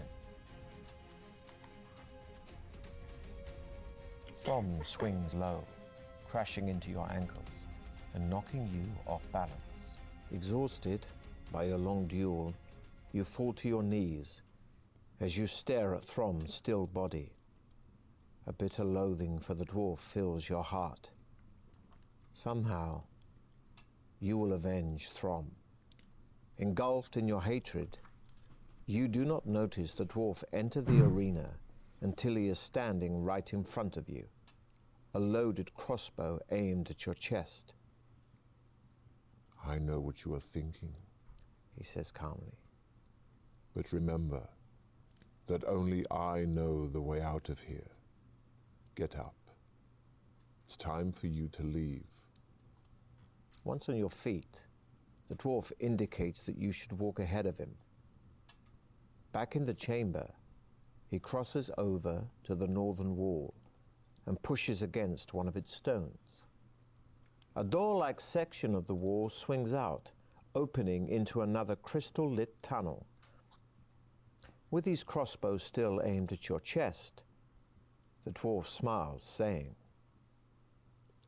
Good luck. I really want to swing a punch at that dwarf. It's nothing good will come out of it, but I'll get satisfaction. Is it worth another death? Sure. Sure, for Throm we will increase the death count by 1. The dwarf is expecting your move. Furthermore, you are not as fast as you should be because of your recent ordeal. So he easily evades your punch, saying, I could kill you now if I wished, but I yearn for a hand-to-hand fight. Then he throws down his crossbow and draws an axe from his belt. Despite your fatigue, you think only of vengeance.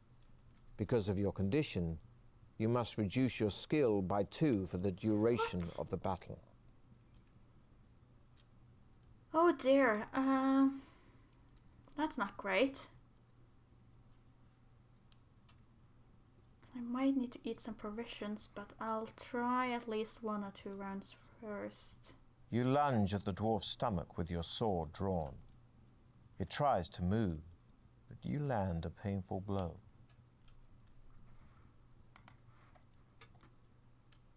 Not ready with your sword, you kick out at the dwarf, but it catches onto your leg, flipping you backwards and smashing your head on the ground.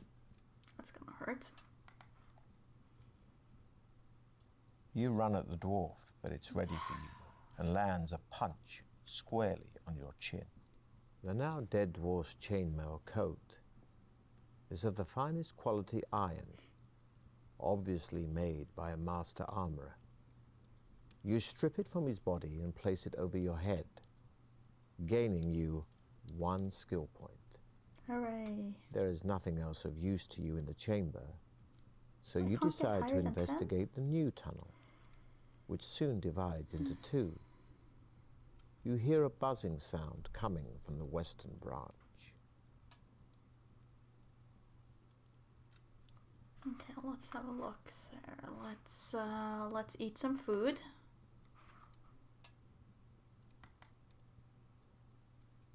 And yeah, let's just eat 2 of them. There, up to 18. I feel better. Let's see. There is that one. At least we got some vengeance. That was the most important bit. Sure, let's investigate the There is a noise. large panel of glass in the left-hand wall of the tunnel. Through it, you can see a bright, torch-lit room teeming with giant insects of every possible description. Bees, wasps, beetles, ticks. Even the mites are over 6 centimeters long. The noise is threatening. In the middle of the room, a jeweled crown lies on top of a small table. What looks like a large diamond is set in the middle of the crown. See, I want that crown. I want that crown. I'm just wondering if there's a smarter way to go about it than just break the glass, but... You smash the glass with the hilt of your sword, making a hole big enough to climb through. Immediately, the giant insects start swarming and jumping towards you. Wasting no time, you clamber into the room, grabbing one of the lit torches to defend yourself. The fire keeps most of the insects at bay, but by the time you have snatched the crown and climbed back into the corridor, some of them have stung you. We'll roll 1 die and add 2 to the total to decide how many stings you have suffered, reducing your stamina by 1 for each sting. The giant insects do not chase you, preferring the bright light of the room they are in. You examine the crown and see with disgust that it is merely painted iron, and the diamond is just glass and totally worthless. You throw it on the ground in a rage and wonder which way to go next. Well, that was completely pointless. We wasted the 2 foods, but boy am I glad we ate them, otherwise we'd be in real bad shape. I'm gonna have to eat again. Yeah, but that 5 hurts. Him rolling a 5 there, that hurts. Ahead, in the far distance, you hear the sound of slow footsteps coming towards you. Unsure of who or what might be approaching, you look around for a place to hide. You see a large crack in the tunnel wall which lies in shadow.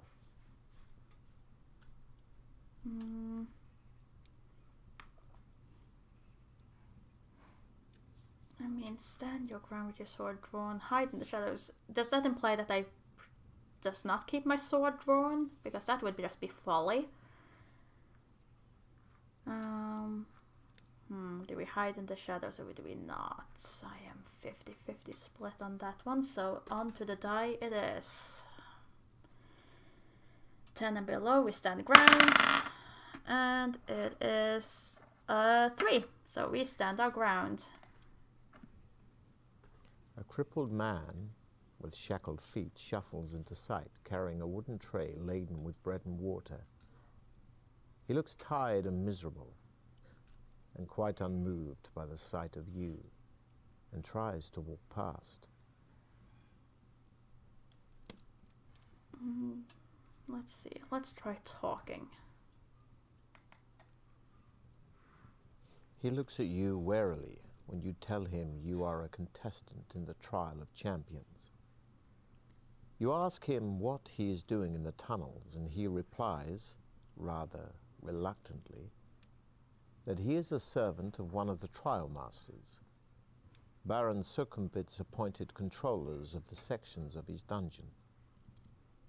After chatting for a while, he admits that he would like to escape, but no one is allowed to leave the dungeon in case they reveal the secrets of its construction. He tells you that he hopes one day to bribe his way out, and that for 1 gold piece, he will tell you where some treasure is hidden.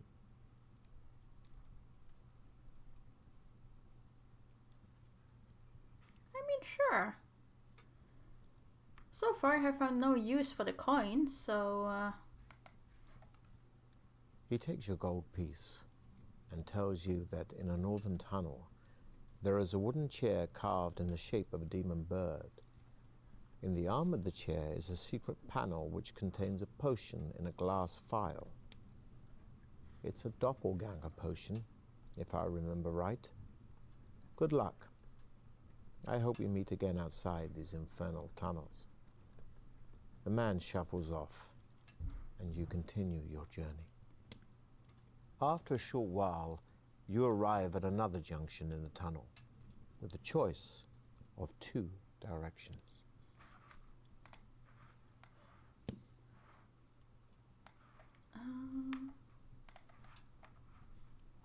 Do we keep going west or do we go north? Let's see. Kind of want to turn north, but let's roll for it. So 10 and below is west. Hoping for higher numbers out of the north. Nope, no north for me. I keep going west with an 8. The tunnel turns sharply to the right and continues north for as far as you can see.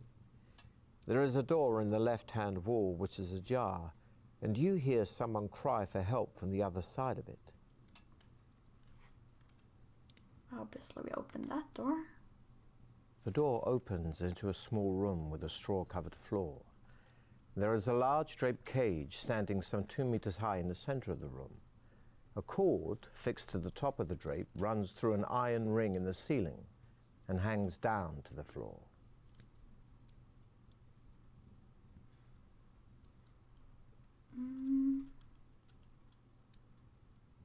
Sure. Why wouldn't I pull the drape up? What could possibly go wrong? You pull the cord and watch the drape as it rises up the sides of an iron cage. The woman's voice urges you to be quick, telling you that the room is booby-trapped, so that the floor will fall away in 1 minute because of your extra weight.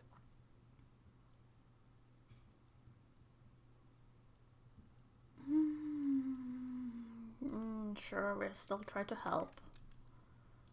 The drape rises to the top of the cage, and there, to your horror, you see the face of an aged woman whose hair is a mass of seething snakes.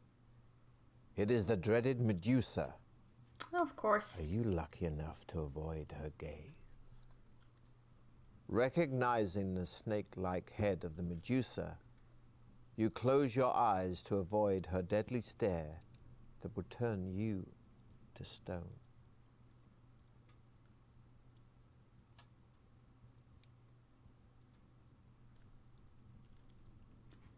I mean, sure, let's dispose of her with our swords. The Medusa shrieks as you enter her cage. Keeping your eyes firmly closed and slashing your sword wildly from side to side, you feel the blade sink deep into her side and hear a loud thud as she slumps heavily to the ground. You open your eyes again and shudder at the sight of the prostrate figure of the Medusa. Her gown is fastened by a large brooch bearing a single bright red gem. It is a garnet, and you prize it out of its setting, put it in your pocket, and leave the room to head north. The tunnel continues for quite a distance before you reach a junction. Okay. So now we walk there. There was north here, but that doesn't connect. And there was a north there that also didn't connect. Let's see. 10 and below we go west, or we continue north. This dice really want to just keep going west, huh? That's a 9. Ahead, you see that the tunnel turns a corner, beyond which it continues north. You stop before the corner, startled by the sound of high-pitched voices, whispering and sniggering. Sure, look around the corner. You peep around the corner and see 2 small creatures running away from you. Both are dressed in baggy clothes and wear pointed floppy hats. They are mischievous leprechauns. I mean, clearly our luck should be enough to rival the luck of the leprechauns. Running after the leprechauns, You hear more laughter, only now it is behind you. You look round and see 6 more emerging from a hidden door in the tunnel wall. Yet another leprechaun drops on your back from a ledge fixed to the ceiling. Shaking him off, you draw your sword, whereupon the laughing gets even louder. Let's see. Attack or walk past. I mean, they haven't done us anything. Let's try walking past them. You push past the 2 leprechauns and head off north, the noise of jeering and laughter ringing in your ears. Further up the tunnel, you stop to rest and check your belongings. Any jewels you had are now gone. What? The leprechauns that landed on your back stole them from your backpack. You curse the thieving leprechauns and set off north again. What? The tunnel leads north for some distance before coming to a dead end. The mouth of a chute protrudes from the tunnel's eastern wall. It seems to be the only way out, so you decide to risk it and climb into the chute. You slide gently down and emerge in a new room, landing on your back. As soon as you stand up, you are confronted by the most repulsive sight you have ever laid eyes on. There in front of you, Thanks for stopping by, wallowing Element. in a circular Hope you pool enjoy of the rest fetid of your slime, Sunday. is a bulbous creature too horrible to be believed. Ooh. Its body is green and covered all over with fearsome-looking spikes. Its face is a mass of crimson blisters, one of which suddenly bursts to reveal yet another of its many sinister, all-seeing eyes. A narrow path runs around the edge of the pool and leads into another tunnel in the far wall. Remembering the description of the vile blood beast and the warning about the toxic gas rising from its pool, you cover your mouth with your sleeve and step forward with your sword drawn, wary of the blood beast's tongue. As you step around the side of the pool, it rolls forward and flicks out its tongue. But you are ready for it and cleave it with one swipe of your sword. The beast howls in pain and stretches forward frantically, trying to clasp you between its blood-filled jaws. You start hacking at its hideous face in an attempt to pierce its real eyes.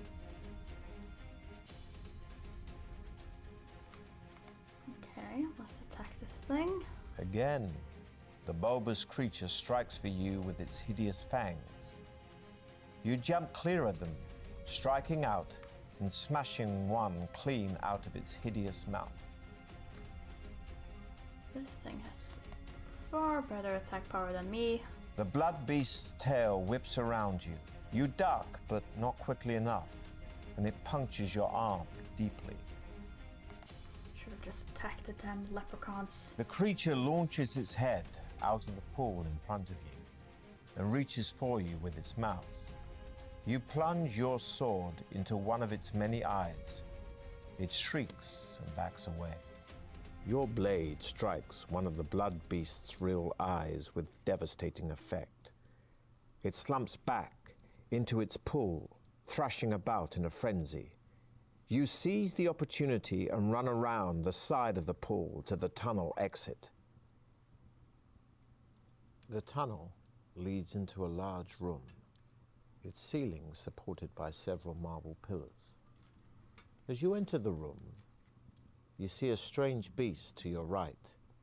It has the body of a lion with dragon-like wings attached to it, but its head is like that of an old bearded man. You recognize the beast. It is a manticore. Taking heed of the warning poem you took from the skeleton warrior, you watch out for its tail, which sprouts a profusion of sharp spikes at its tip, thick and hard as iron bolts.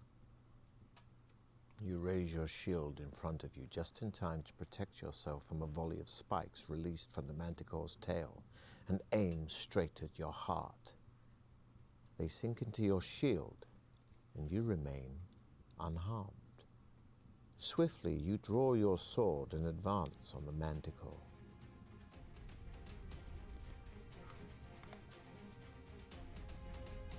You But will run to this avoid even the whipping help, tail considering that that I stumbles, can't...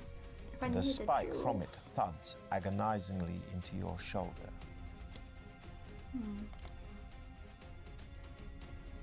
The creature runs directly at you. You move too late, and the creature smashes you onto a wall, costing you valuable stamina. I am not doing well. Oh, I'm really You not doing seize an well. opportunity to attack the creature's leg, but it's ready for you. And before you can strike, it rips your leg with its razor-sharp claws. As you are wiping the manticore's blood from your sword, you are surprised to see a small man jump out from behind one of the marble pillars. He is dressed in a tight-fitting green tunic and looks quite harmless, although you are wary of the way he is holding an opaque glass ball with a shimmering green light. "Greetings," he says cheerfully. "My name is Igbot, the gnome, and I am the trial master for your final test. Needless to say, my magical powers are great, so you should not try to attack me. You may have learnt during your quest that gems play an essential part in the trial of champions. The iron door in front of you is the victory exit, but there is only one way of opening it. 3 gems We have to had be 3 put gems. into the lock mechanism in the correct We had 3 order. gems.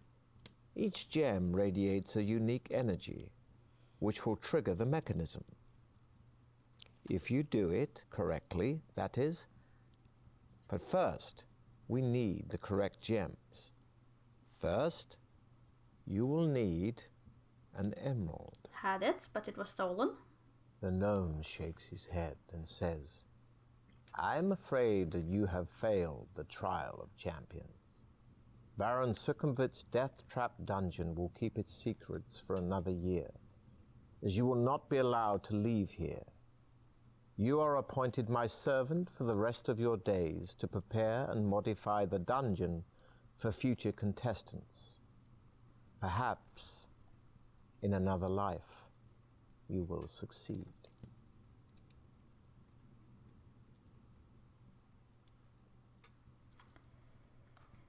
Yeah, how about we not accept that and go back to where those horrible little leprechauns decided to be a pain in the... Yes, Beware the Blubber, it is... When I started this, it gave me an exploration of the new rules, and it asked me if I wanted to hear about the old rules. And I said I would just move on with the new rules, because it was taking quite a long time just explaining those, and I didn't see why I would listen to the old rules. However, it seems that probably with the old rules I would have had to fight for a longer period of time, I'm assuming. The way the new rules worked, which I'm assuming is to ease gameplay and progress, is that you only fight 3 rounds and you will move on after those 3 rounds regardless. You will just be taking all the damage from having lost 3 fights, or however many fights you lose. And we will now regain that leg. The tunnel continues for quite a distance before you reach a junction. Let's see. I mean, do we try to go back and then kill the leprechauns, or do we just avoid them in general? Do we try to get our vengeance on the leprechaun? They were kind of annoying. I kind of want to kill them. I'm not sure if I can. But... oh, and I forgot to add to the death count. Well, technically not death, but the journey ended, so we'll count it. 7.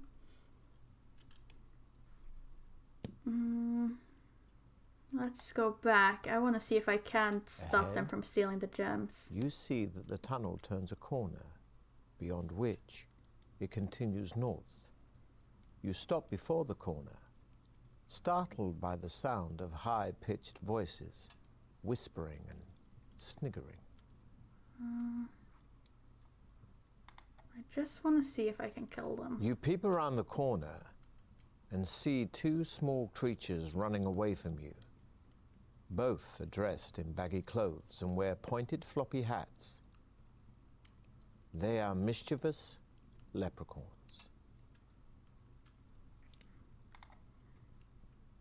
Running after Probably the should have gone leprechauns, back to get some of the potions. you hear and more things, laughter, only but- now it is behind oh you. well. You look round and see 6 more emerging from a hidden door in the tunnel wall.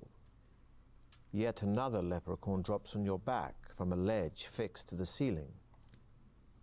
Shaking him off, you draw your sword, whereupon the laughing gets even louder. Before you can take a single step towards the leprechauns, one of them throws some sparkling dust at you. You are immediately frozen to the spot, unable to move a muscle. You watch helplessly as the leprechauns rummage through your backpack and run off with all your possessions, leaving your backpack empty and also robbing you of 2 luck points. About an hour later, the freezing effect of the dust wears off and feeling returns to your limbs. You are angry at your loss and stomp off north, determined to have your revenge. The tunnel leads north for some distance before coming to a dead end. The mouth of a chute protrudes from the tunnel's eastern wall. It seems to be the only... Okay, so there really is no way to progress through that bit right now. So, back we go. Yeah, way out. lesson learned. Leprechauns, The tunnel don't mess with them. continues for quite a distance before you reach a junction. We will just go north instead then. A brown velvet curtain is draped over an archway in the eastern wall of the tunnel. Now, a curtain we should be able to deal with. You enter a cold room, divided by a deep chasm. A rope is stretched taut across the chasm to the far side, Let's see. where a magnificent winged helmet rests on top of a pole. Sure, sure. Let's... Chasms, they're great friends of us. Testing every last drop of your skill, you step nervously onto the rope, not daring to look down. Halfway across, you start to panic and lose your footing. Walking on a rope like this requires skill. Well, test yours. As you fall, you manage to grab the rope with your hands. Slowly, you haul yourself over to the far side and scramble up onto the floor. You lift the helmet off the pole and put it on your head. It has been made by a highly skilled ironsmith and increases your skill by 1 point. Not wanting to risk walking back across the tightrope, you decide to crawl along it. Safely back on firm ground, you step through the archway and head north up the tunnel. The tunnel continues north a long way before turning sharp right. Around the corner you come to a dead end. Only the mouth of a wooden chute in the wall offers any hope of further progress. You decide to take a chance and climb into the chute. You slide gently down and emerge into a room, landing on your back. As soon as you stand up, you are confronted by the most repulsive sight you have ever laid eyes on. Yes, Blubber. Somehow we There are in front crawling of you, along a rope. wallowing I in a would assume it was circular more pool of fetid hanging slime, from below it, but is a bulbous well. creature too horrible to be believed. Its body is green and covered all over with fearsome-looking spikes. Its face is a mass of crimson blisters, one of which suddenly bursts to reveal yet another of its many sinister, all-seeing eyes. A narrow path runs around the edge of the pool and leads into another tunnel in the far wall. Remembering the description of the vile blood beast and the warning about the toxic gas rising from its pool, you cover your mouth with your sleeve and step forward with your sword drawn, wary of the blood beast's tongue. As you step around the side of the pool, it rolls forward and flicks out its tongue. But you are ready for it and cleave it with one swipe of your sword. The beast howls in pain and stretches forward frantically, trying to clasp you between its blood-filled jaws. You start hacking at its hideous face in an attempt to pierce its real eyes. Okay, let's see if we can get through this slightly more The creature unscathed. turns and whips its tail at you. The fierce spike at the end misses you by millimeters. You jump forward and strike a clean blow into its rear.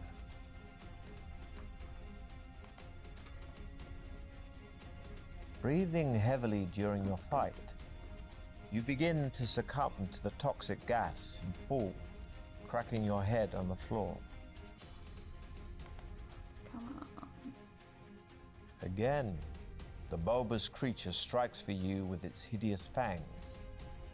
You jump clear of them, striking out and smashing one clean out of its hideous mouth. Your blade strikes one of the blood beast's real eyes with devastating effect. It slumps back into its pool, thrashing about in a frenzy. You seize the opportunity and run around the side of the pool to the tunnel exit. The tunnel leads into a large room, its ceiling supported by several marble pillars. As you enter the room, you see a strange beast to your right. It has the body of a lion with dragon-like wings attached to it, but its head is like that of an old bearded man. You recognize the beast. It is a manticore. Taking heed of the warning poem you took from the skeleton warrior, you watch out for its tail, which sprouts a profusion of sharp spikes at its tip, thick and hard as iron bolts. You raise your shield in front of you just in time to protect yourself from a volley of spikes released from the manticore's tail and aim straight at your heart. They sink into your shield, and you remain unharmed. Swiftly, you draw your sword and advance on the manticore. Let's see if we can't actually earn our victory this time. The creature runs directly at you. You move too late, and the creature smashes you onto a wall, costing you valuable stamina. The Okay, giant that's better. creature whips its spiked tail at you, firing more spikes. You duck and roll, quickly slicing a chunk from its tail, passing close to you. You There we seize an go. opportunity to I attack the deserve creature's victory back leg instead of the and manage to victory. bury your sword deep into its thigh. As you are wiping the manticore's blood from your sword, you are surprised to see a small man jump out from behind one of the marble pillars. He is dressed in a tight-fitting green tunic and looks quite harmless, although you are wary of the way he is holding an opaque glass ball with a shimmering green light. "Greetings," he says cheerfully. "My name is Igbot, the gnome, and I am the trial master for your final test. Needless to say, my magical powers are great, so you should not try to attack me. You may have learnt, during your quest, that gems play an essential part in the trial of champions. The iron door in front of you is the victory exit, but there is only one way of opening it. 3 gems have to be put into the lock mechanism in the correct order. Each gem radiates a unique energy, which will trigger the mechanism. If you do it correctly, that is. But first, we need the correct gems. Okay, let's see if we First, can just You will finish need this. an emerald. The gnome smiles and says, Emerald we have. "You truly are a great adventurer. Now, you will also need a sapphire." Don't have a sapphire, do I? Oh yeah, I The did. gnome, still smiling, says excitedly, "Excellent. Just one to go. Lastly, you'll need a diamond." Damn it! The gnome shakes his head and says, "I'm afraid that you have failed the trial of champions. Baron Circumvit's Deathtrap Dungeon will keep its secrets for another year, as you will not be allowed to leave here. You are appointed my servant for the rest of your days to prepare and modify the dungeon for future contestants. Perhaps, in another life, you will succeed." Darn it. Darn it, darn it, darn it. So we have 2 of the 3. 2 of 3. Let's see, where would I even go back to though? How far back would I have to go? Let's see. Could be this far back technically. No, I don't think it would though. Shouldn't be this far back. I'm assuming it will be back here.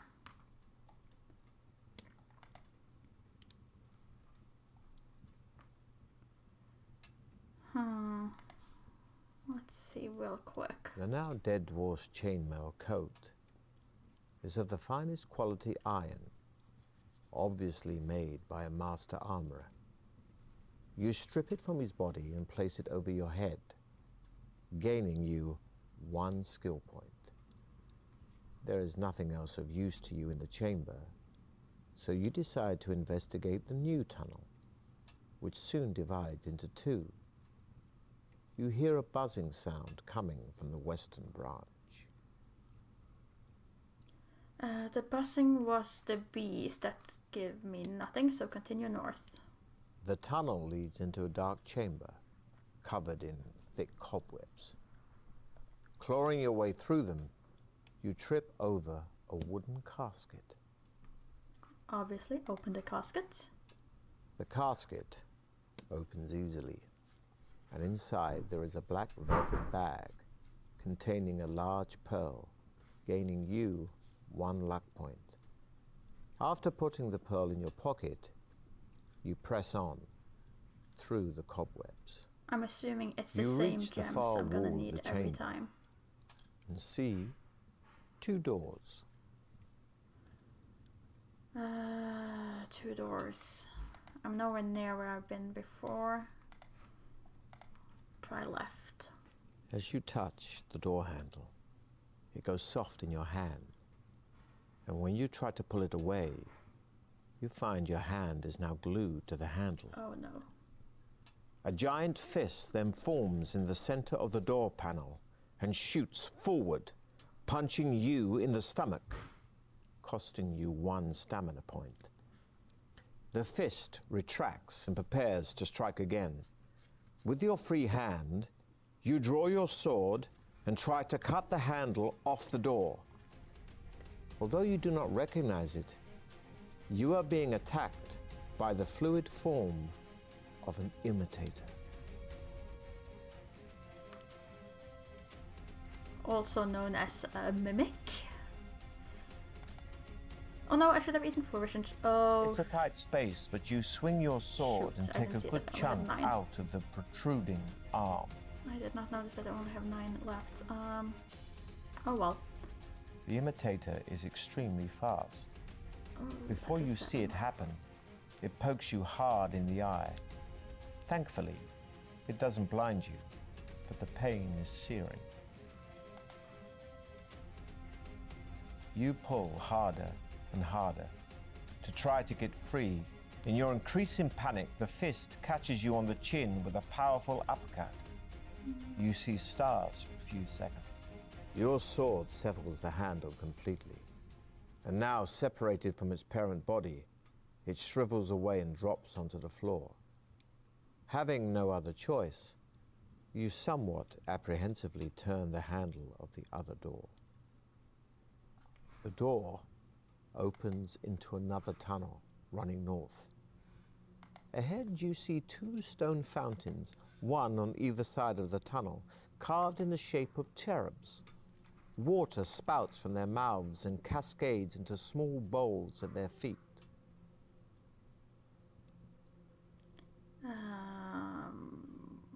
Sure. Stick with the left. The cool water is refreshing, but it comes from a source which has been cursed by a hag, adding 1 stamina point, but costing you 2 luck points. That is no problem. Drink from the other fountain.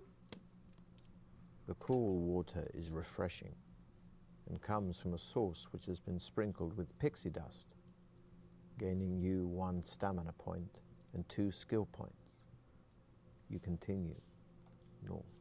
Because then Leaning I can really against the left-hand wall of the tunnel, drink one of those. you see a pair of bamboo stilts. They are securely chained, and you see a label attached to a padlock which reads, "The price of these stilts is 1 gold piece. Place the coin in the slot to release the lock." And my luck actually reached 12 with that potion. Huh. Oh well, I'm as lucky as I can get. By those stilts. There is a slot in the padlock into which you place the coin. Immediately the lock clicks apart, and you are able to unchain the stilts. You place them on your shoulder and once again set off north. A little farther on, you come to a section of the tunnel which is covered with thick green slime. It looks threatening, so you decide to test it first with a piece of cloth. The slime's corrosive jelly burns the cloth instantly, leaving no trace. You climb onto your stilts and take a few tentative steps across the floor. Your confidence grows, and you soon feel able to tackle the walk across the slime.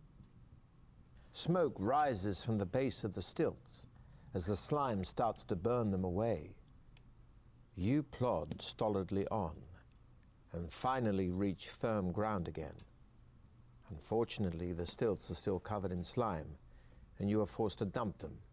Setting off north, you come to a junction.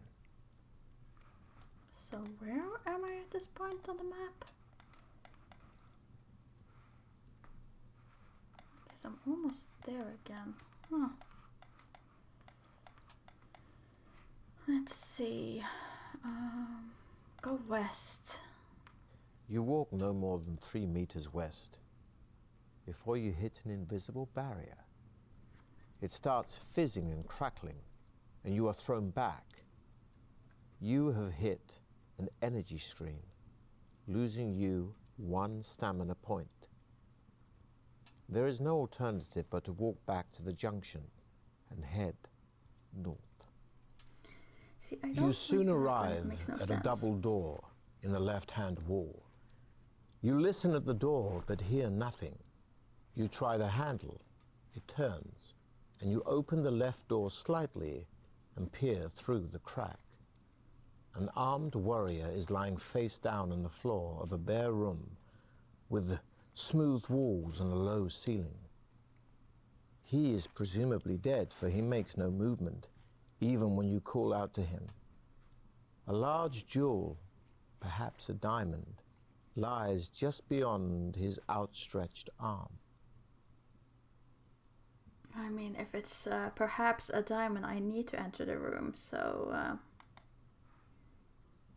You finally reach the warrior's body, but as soon as you touch the jewel, both it and the warrior vanish into thin air. You hear the door slam behind you, followed by a sudden, ominous rumbling above you. You look up and see the ceiling start to lower. You run to the door to try to escape, but it is locked. and there is no handle on the inside. The ceiling gradually drops until you are forced to lie on the ground, trying to halt the ceiling's progress with your hands and feet. But it is a hopeless task, and you are crushed to death in the stone vise. If only you'd found a potion that allowed you to detect traps like this.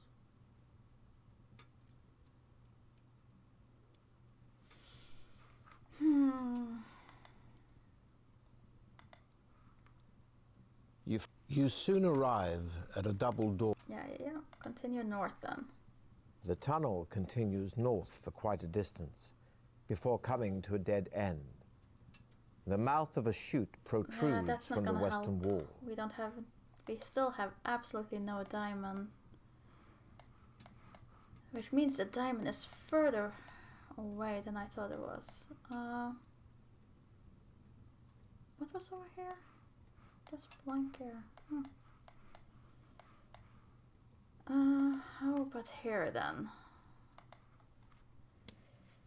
After a short while, you arrive at another junction in the tunnel with a choice of two directions. And if I try to go north here? Set back in the arched alcove in the tunnel wall, you see an ornate wooden chair carved in the shape of a demon-like bird of prey.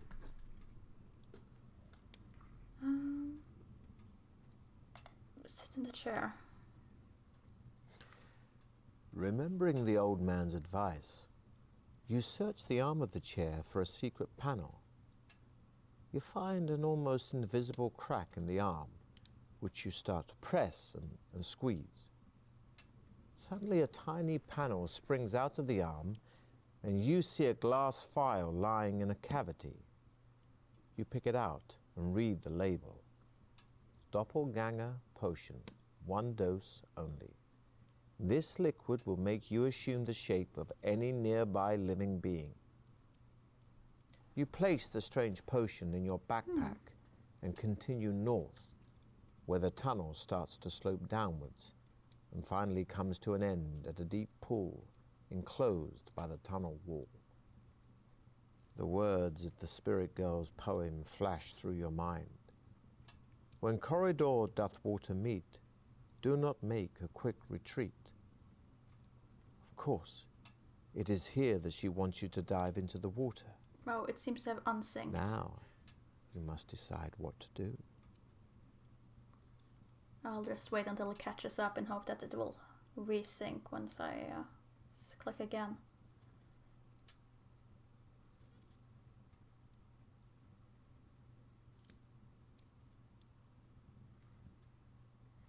Oh, and I see that is up.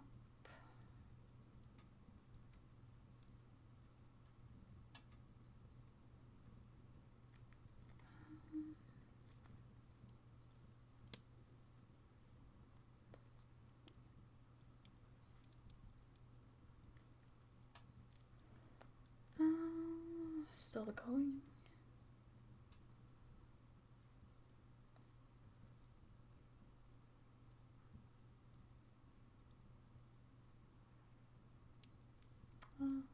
Let's see.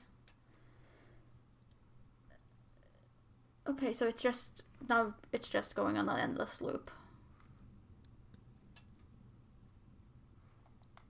Fine.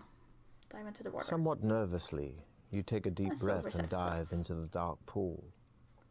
The northern wall does not project very far beneath the surface of the water, and you decide to take the risk to swim under it. Soon, you start gasping for air and are forced to swim upwards. Trying not to think that you could be trapped in an old submerged tunnel, you are relieved when you surface into cool air. You are on the other side of the wall and can see the tunnel rising out of the water and continuing north into the distance. You wade out of the water and check if you've been lucky with the contents of your wet backpack.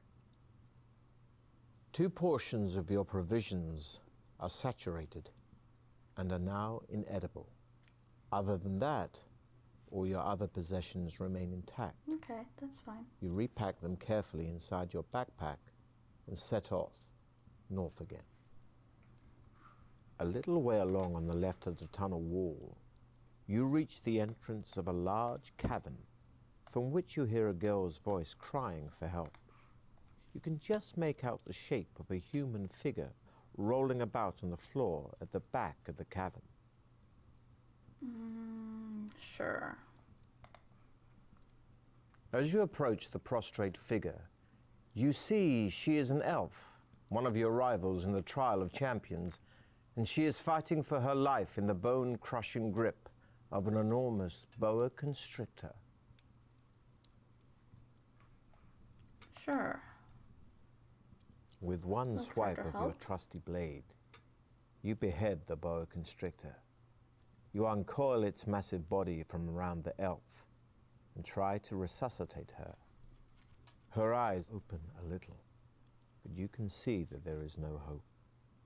She looks at you and smiles, and then says in a whisper, "Thank you. I know it's too late for me, but I will tell you what I've learned. Your way out lies ahead, but you need gems to unlock the final door. One of them is a diamond, but I do not know what the others are.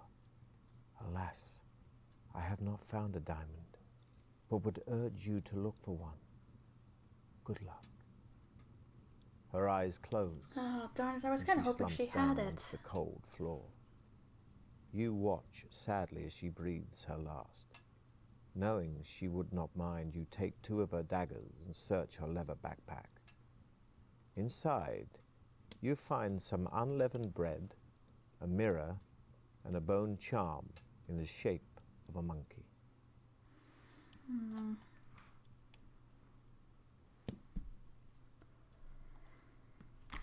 Let's see.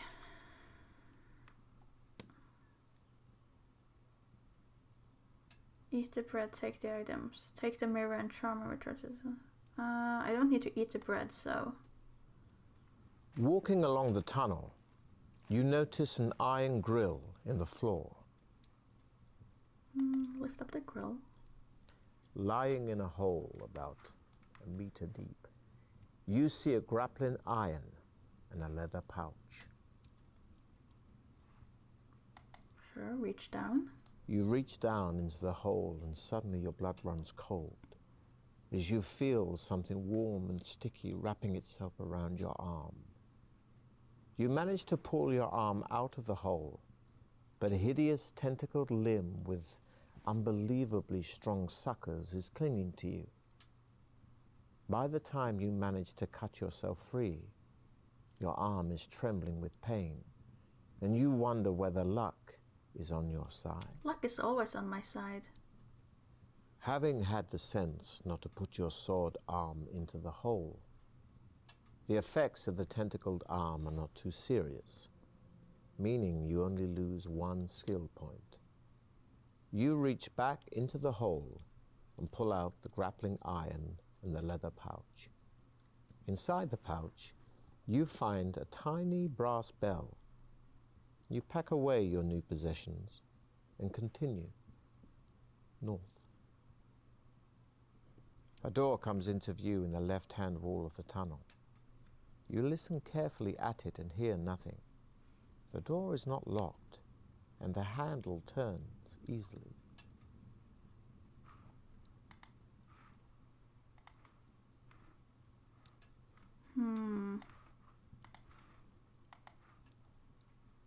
The door opens into a small dark room, which is empty apart from a sturdy wooden chest lying on a shelf on a far wall. The floor is thick with dust, and you can clearly see fresh footprints leading from the door to the chest and back again. You wonder whether one of your rivals is still ahead of you on the walk, or whether the chest has only recently been placed on the shelf by one of the trial masters. I mean, we gotta check, don't we? Although you Gotta check the chest carefully for any hidden devices, you are unable to see the trap inside it. As you lift the lid, an iron ball hanging on a cord, swings back, shattering the glass capsule fixed inside the lid. A cloud of poisonous gas is instantly released into the air, and you stagger back, coughing and spluttering, losing 4 stamina points. Once the gas is cleared, you walk back to the chest and look inside. There is a pendant chain lying in the bottom of it, but somebody has already removed the stone from its setting. This annoys you so much that you throw the chain onto the floor and storm out of the room and up the tunnel. Okay. The tunnel starts to widen, and ahead you see it's opened into a huge cavern from where you can hear the sound of many high-pitched voices. You creep up to the entrance and take a look inside.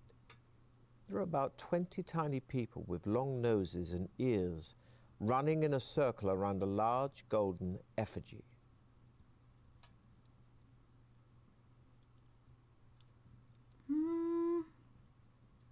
Sure, this seems like a good place to drink a doppelganger potion. You pour the contents of the glass vial into your mouth and swallow the clear liquid. Although you do not feel any immediate change, you hope that the potion will create the illusion that you are a troglodyte, just like the ones in front of you. Taking a deep breath, you step boldly into the cavern. The troglodytes continue their tribal dance, believing you to be one of them. You walk past them casually and head north. Unfortunately, the effects of the potion are short-lived. Suddenly, you hear a shriek behind you as one of the troglodytes spots you, and you are forced to run across the cavern floor.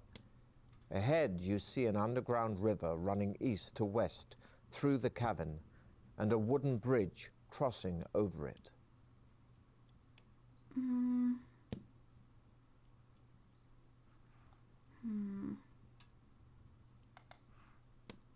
Try running After over the crossing the bridge, you run across the cavern floor. At last, you see a tunnel in the far wall, which you race down until you reach its end at a heavy wooden door. The door is locked.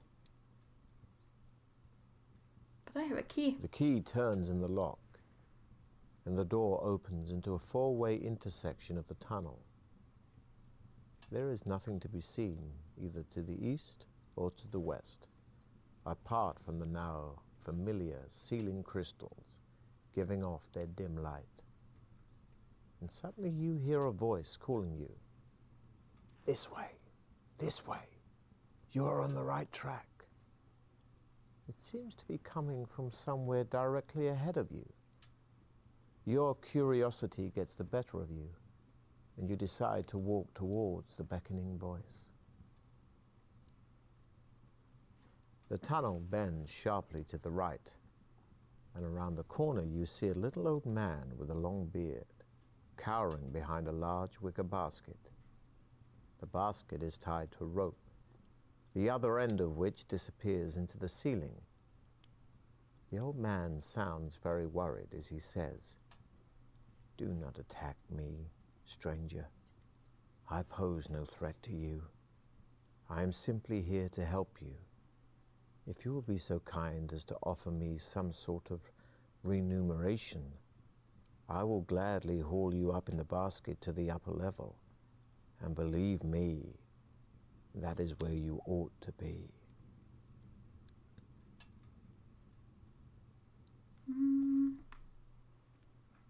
Sure, we can give him something from our backpack.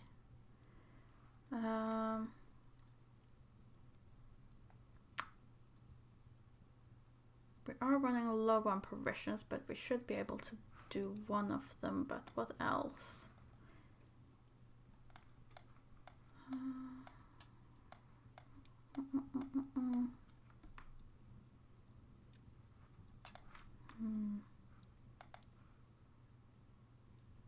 Let's see. Sure, let's offer a coin.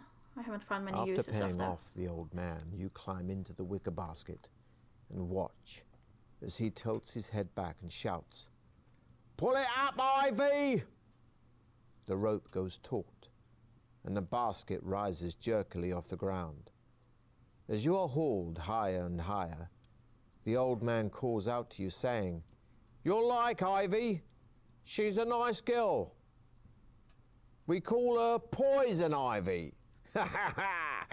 He starts to laugh uncontrollably, and you wonder, somewhat apprehensively, just who is hauling you up. The basket goes through the ceiling, and you find yourself in a small chamber, face to face with an ugly old female troll. Her face is hairy and covered with warts. With a huge hand, she reaches forward and hauls you out of the basket, which she lets fall to the floor below. She grabs you round the throat and says in a husky voice, "I want paying, too."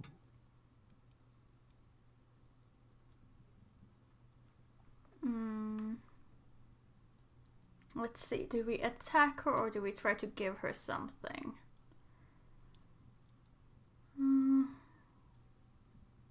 I mean, she is currently holding us by the throat, which I feel is a bit unfriendly, so... You manage to free yourself from Ivy's grip and draw your sword. Picking up a broken stool as a weapon, she advances towards you.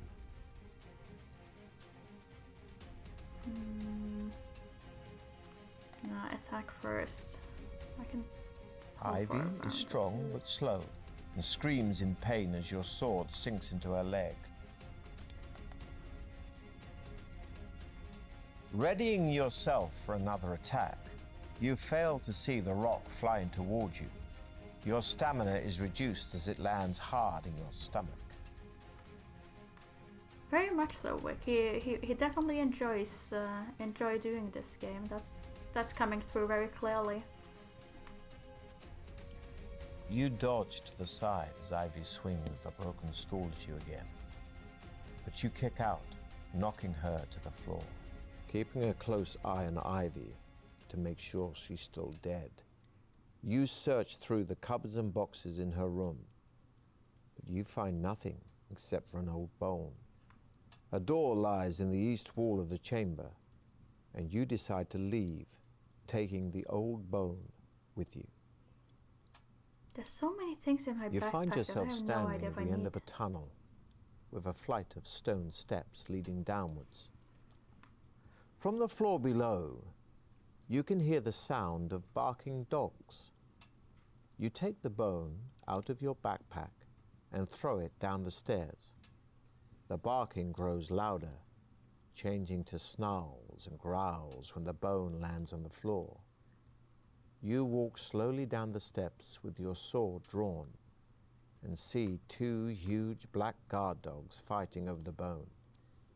You run quickly past them and on down the tunnel. The tunnel veers sharply to the left and comes to an end at a high wall in which there is a door. You hear a ferocious roar from the other side of the wall, and you wonder what gargantuan beast could make such a noise. You tie the rope to the grappling iron and hurl it over the top of the wall.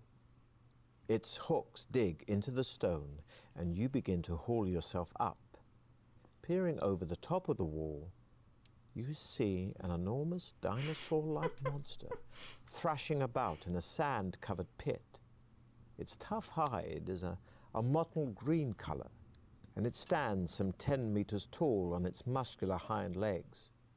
Rows of razor-sharp teeth line its gigantic jaws, which open and close with bone-snapping power. There is a large double door in the wall on the far side of the pit, which appears to be the only way out of this section of the dungeon. Okay, lower yourself down on the rope to fight the pit fiend. Try to hook the pit fiend with the grappling iron while still sitting on top of the wall. That's not gonna go well. Throw your monkey bone charm into the pit? What did that do? Did the monkey bone? I can't say if it does anything. Sure, let's try it. The pit fiend's jaws snap at the monkey charm and pluck it out of the air. Suddenly its jaws spring open again, forced apart by the charm, which has expanded to fill its mouth.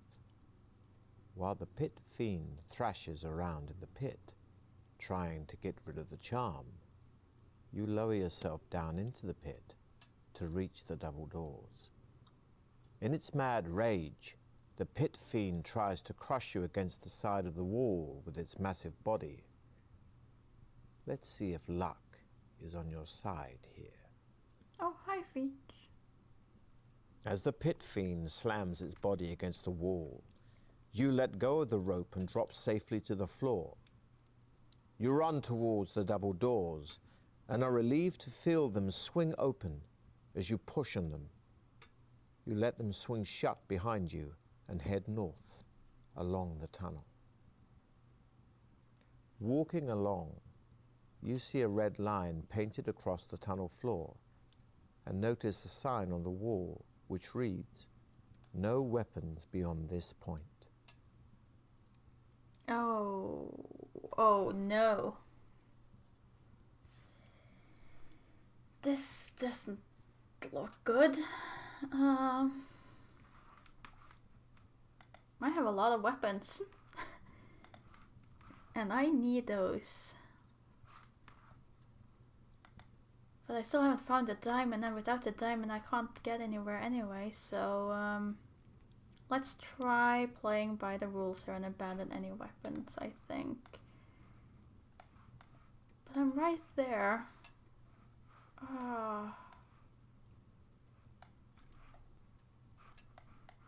Did I miss something? Because I couldn't go either way here. And this is where the diamond probably was, in the chest that was stolen. I think I might be on the right path. We'll see. Without your weapons, you are more vulnerable, and the loss of your sword leaves you feeling almost naked and costing you 4 skill points. Oh, shoot. Wondering whether you have made the right decision, you follow the tunnel north. The tunnel leads into a marble-floored hall with pillars rising right up to the ceiling.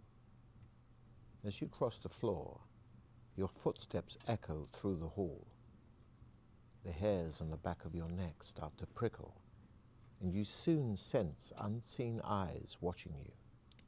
Unknown to you, one of your rivals is hiding behind a pillar. It is the ninja, a deadly assassin dressed in black robes. Without a sound, he steps out from behind the pillar and throws a star-edged disc at your back. Instinctively, an inner voice tells you to duck. But how's your luck? He probably was the one that wrote that sign, huh? The razor-sharp disc whistles past your head and bites deep into one of the pillars. Turning to face your would-be assassin, you prepare yourself as he advances, his long sword drawn. I have no chance against this guy without any weapons. None whatsoever. I might have to go back and just bring my stuff. But let's get to that first. You find a used throwing disc and hurl it as the ninja unleashes another. He cackles with laughter as his thuds into your leg. The ninja is fast, whipping past you and landing a powerful That's blow in definitely he your who back. wrote that sign. You know what? No. No. Let's just go back. Let's just go back. Because with the Walking rules, along, I'm gonna still progress, you see a red and it line makes no painted sense. across the tunnel floor and notice a sign on the wall which reads, "No weapons beyond this point." So ignore the notice. The tunnel leads into a marble floor There, now we can have a fair fight. with pillars rising right up to the ceiling. As you cross the floor, Your So when we footsteps get a echo win or through the lose, at hall. least it will feel fair. The hairs on the back of your neck start to prickle, and you soon sense unseen eyes watching you. Unknown to you, one of your rivals is hiding behind a pillar. It is the ninja, a deadly assassin dressed in black robes. Without a sound, he steps out from behind the pillar and throws a star-edged disc I at your probably should have back. eaten provisions before I went Instinctively, in. an inner voice tells you to duck. But how's your luck? The razor-sharp disc whistles past your head and bites deep into one of the pillars. Turning to face your would-be assassin, you prepare yourself as he advances, his long sword drawn. Okay, now it's a bit more of a fair fight. The ninja leaps at you, his sword screeching towards your head. You parry, but his sword bites deep into your arm.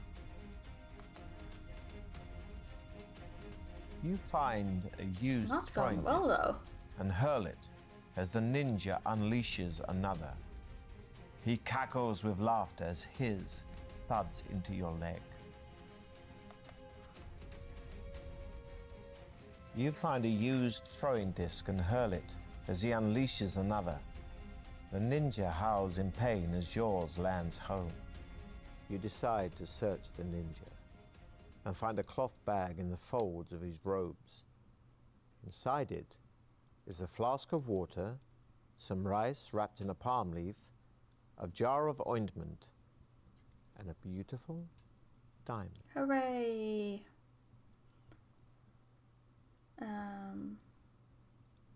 Eat and drink the water. The ninja's rations are basic but welcome, increasing your stamina by 1 point. I'll take a 1 point. The ointment, however, I'm a bit more wary about. That I feel that could easily be poisonous. If an assassin has an ointment, it's not necessarily gonna work. So let's just leave the ointment. The only possible way out of the hall, as far as you can see, is by using the chute in the northern wall. You decide to give it a go and climb into the chute. You slide down gently, landing on your back in another room. As soon as you stand up, Now we should be you're good. confronted by the most repulsive sight you have ever laid eyes on. There in front of you, wallowing in a circular pool of fetid slime, is a bulbous creature too horrible to be believed. Its body is green and covered all over with fearsome-looking spikes. Its face is a mass of crimson blisters, one of which suddenly bursts to reveal yet another of its many sinister, all-seeing eyes. A narrow path runs around the edge of the pool and leads into another tunnel in the far wall. Remembering the description of the vile blood beast and the warning about the toxic gas rising from its pool, you cover your mouth with your sleeve and step forward with your sword drawn, wary of the blood beast's tongue. As you step around the side of the pool, it rolls forward and flicks out its tongue. But you are ready for it and cleave it with one swipe of your sword. The beast howls in pain and stretches forward frantically, Where did I have trying to 10 last clasp time I you did this? between its Where did I get blood-filled that jaws. +1 from? You start hacking at its hideous face in an attempt to pierce its real eyes. Oh well, let's attack the blood beast.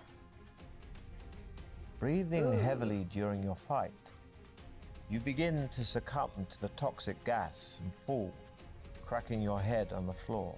Not great, not great.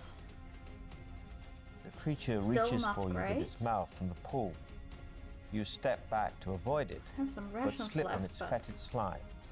It sinks its teeth into your ankle, costing you precious stamina. The creature launches its Okay, I head got one good out hit of the in at pool in least. front of you and reaches for you with its mouth. You plunge your sword into one of its many eyes. It shrieks and backs away. Your blade strikes one of the blood beast's real eyes with devastating effect. It slumps back into its pool, thrashing about in a frenzy. You seize the opportunity and run around the side of the pool to the tunnel exit. The tunnel leads into a large room, its ceiling supported by several marble pillars. As you enter the room, you see a strange beast to your right. It has the body of a lion with dragon-like wings attached to it, but its head is like that of an old bearded man. You recognize the beast. It is a manticore. Taking heed of the warning poem you took from the skeleton warrior, you watch out for its tail, which sprouts a profusion of sharp spikes at its tip, thick and hard as iron bolts. You raise your shield in front of you just in time to protect yourself from a volley of spikes released from the manticore's tail and aim straight at your heart. They sink into your shield, and you remain unharmed. Swiftly, you draw your sword and advance on the manticore. Let's see, let's attack the manticore. You seize an opportunity to attack the creature's leg, Not going well at all. but it's ready for you. And before you can strike, it rips your leg with its razor-sharp claws. You run to avoid the whipping tail, but stumble. Better, but not And a good. spike from it thuds agonizingly into your shoulder. You seize an opportunity to One attack good the hit creature's again. back leg and manage to bury your sword deep into its thigh. As you are wiping the manticore's blood from your sword, you are surprised to see a small man jump out from behind one of the marble pillars.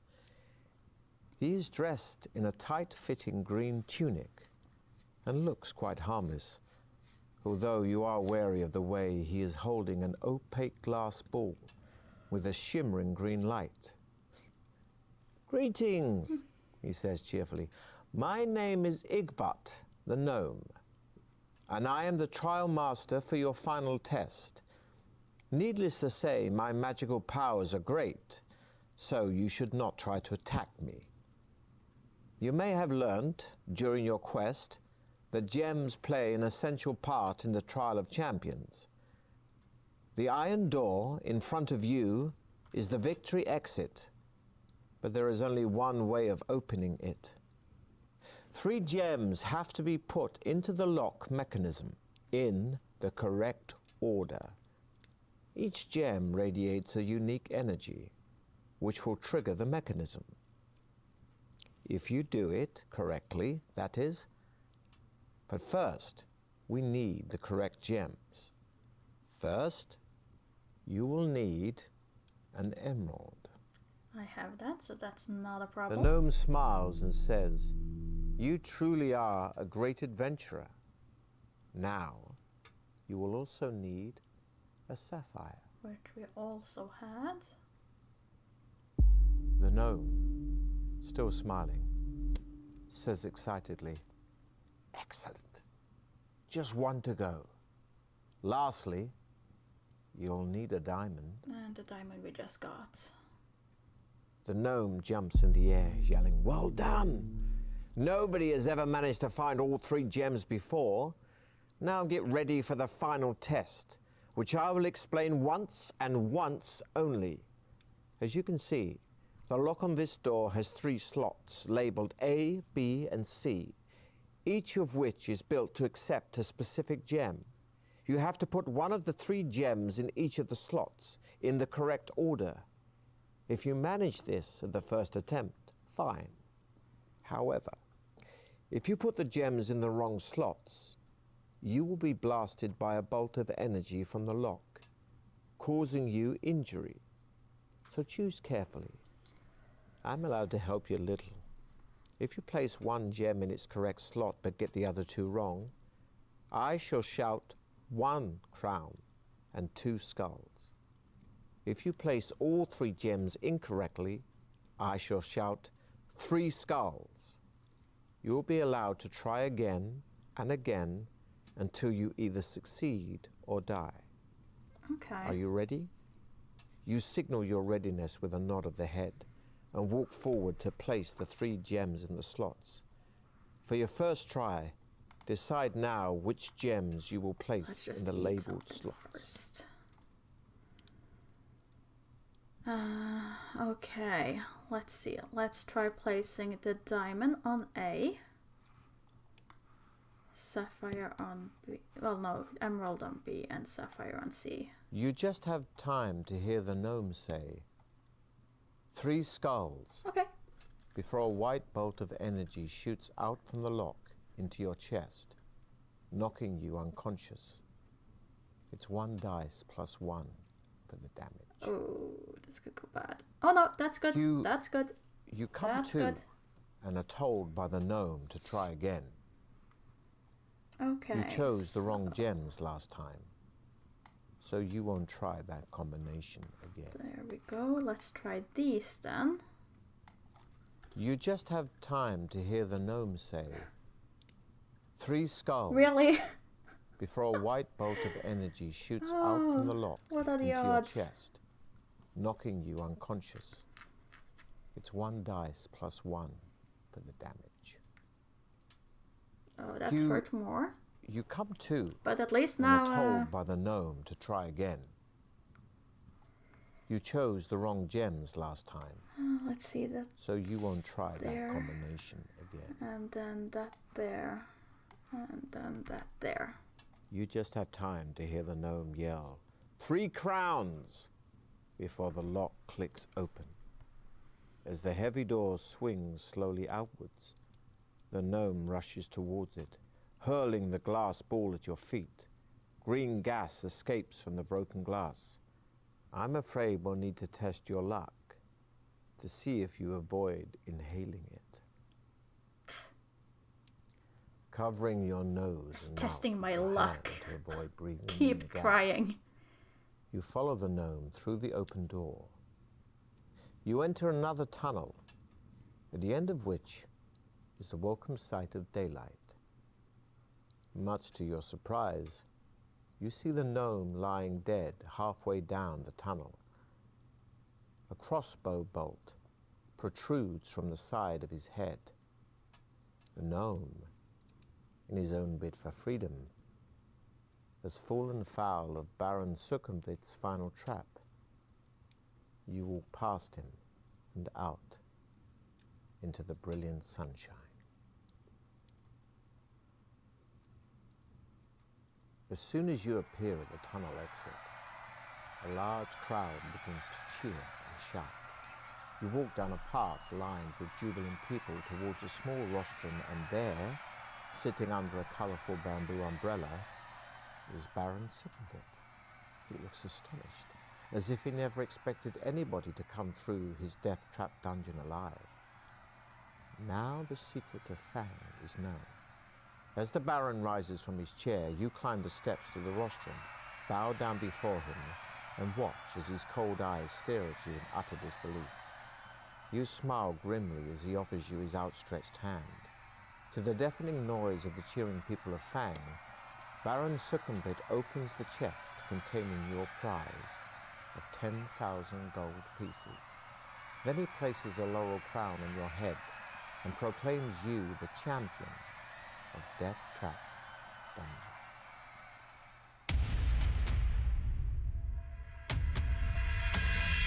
I still wonder what most of those items that we ended up picking up do, if anything. But that doesn't matter now. We got through the entire thing after several attempts of finding that diamond.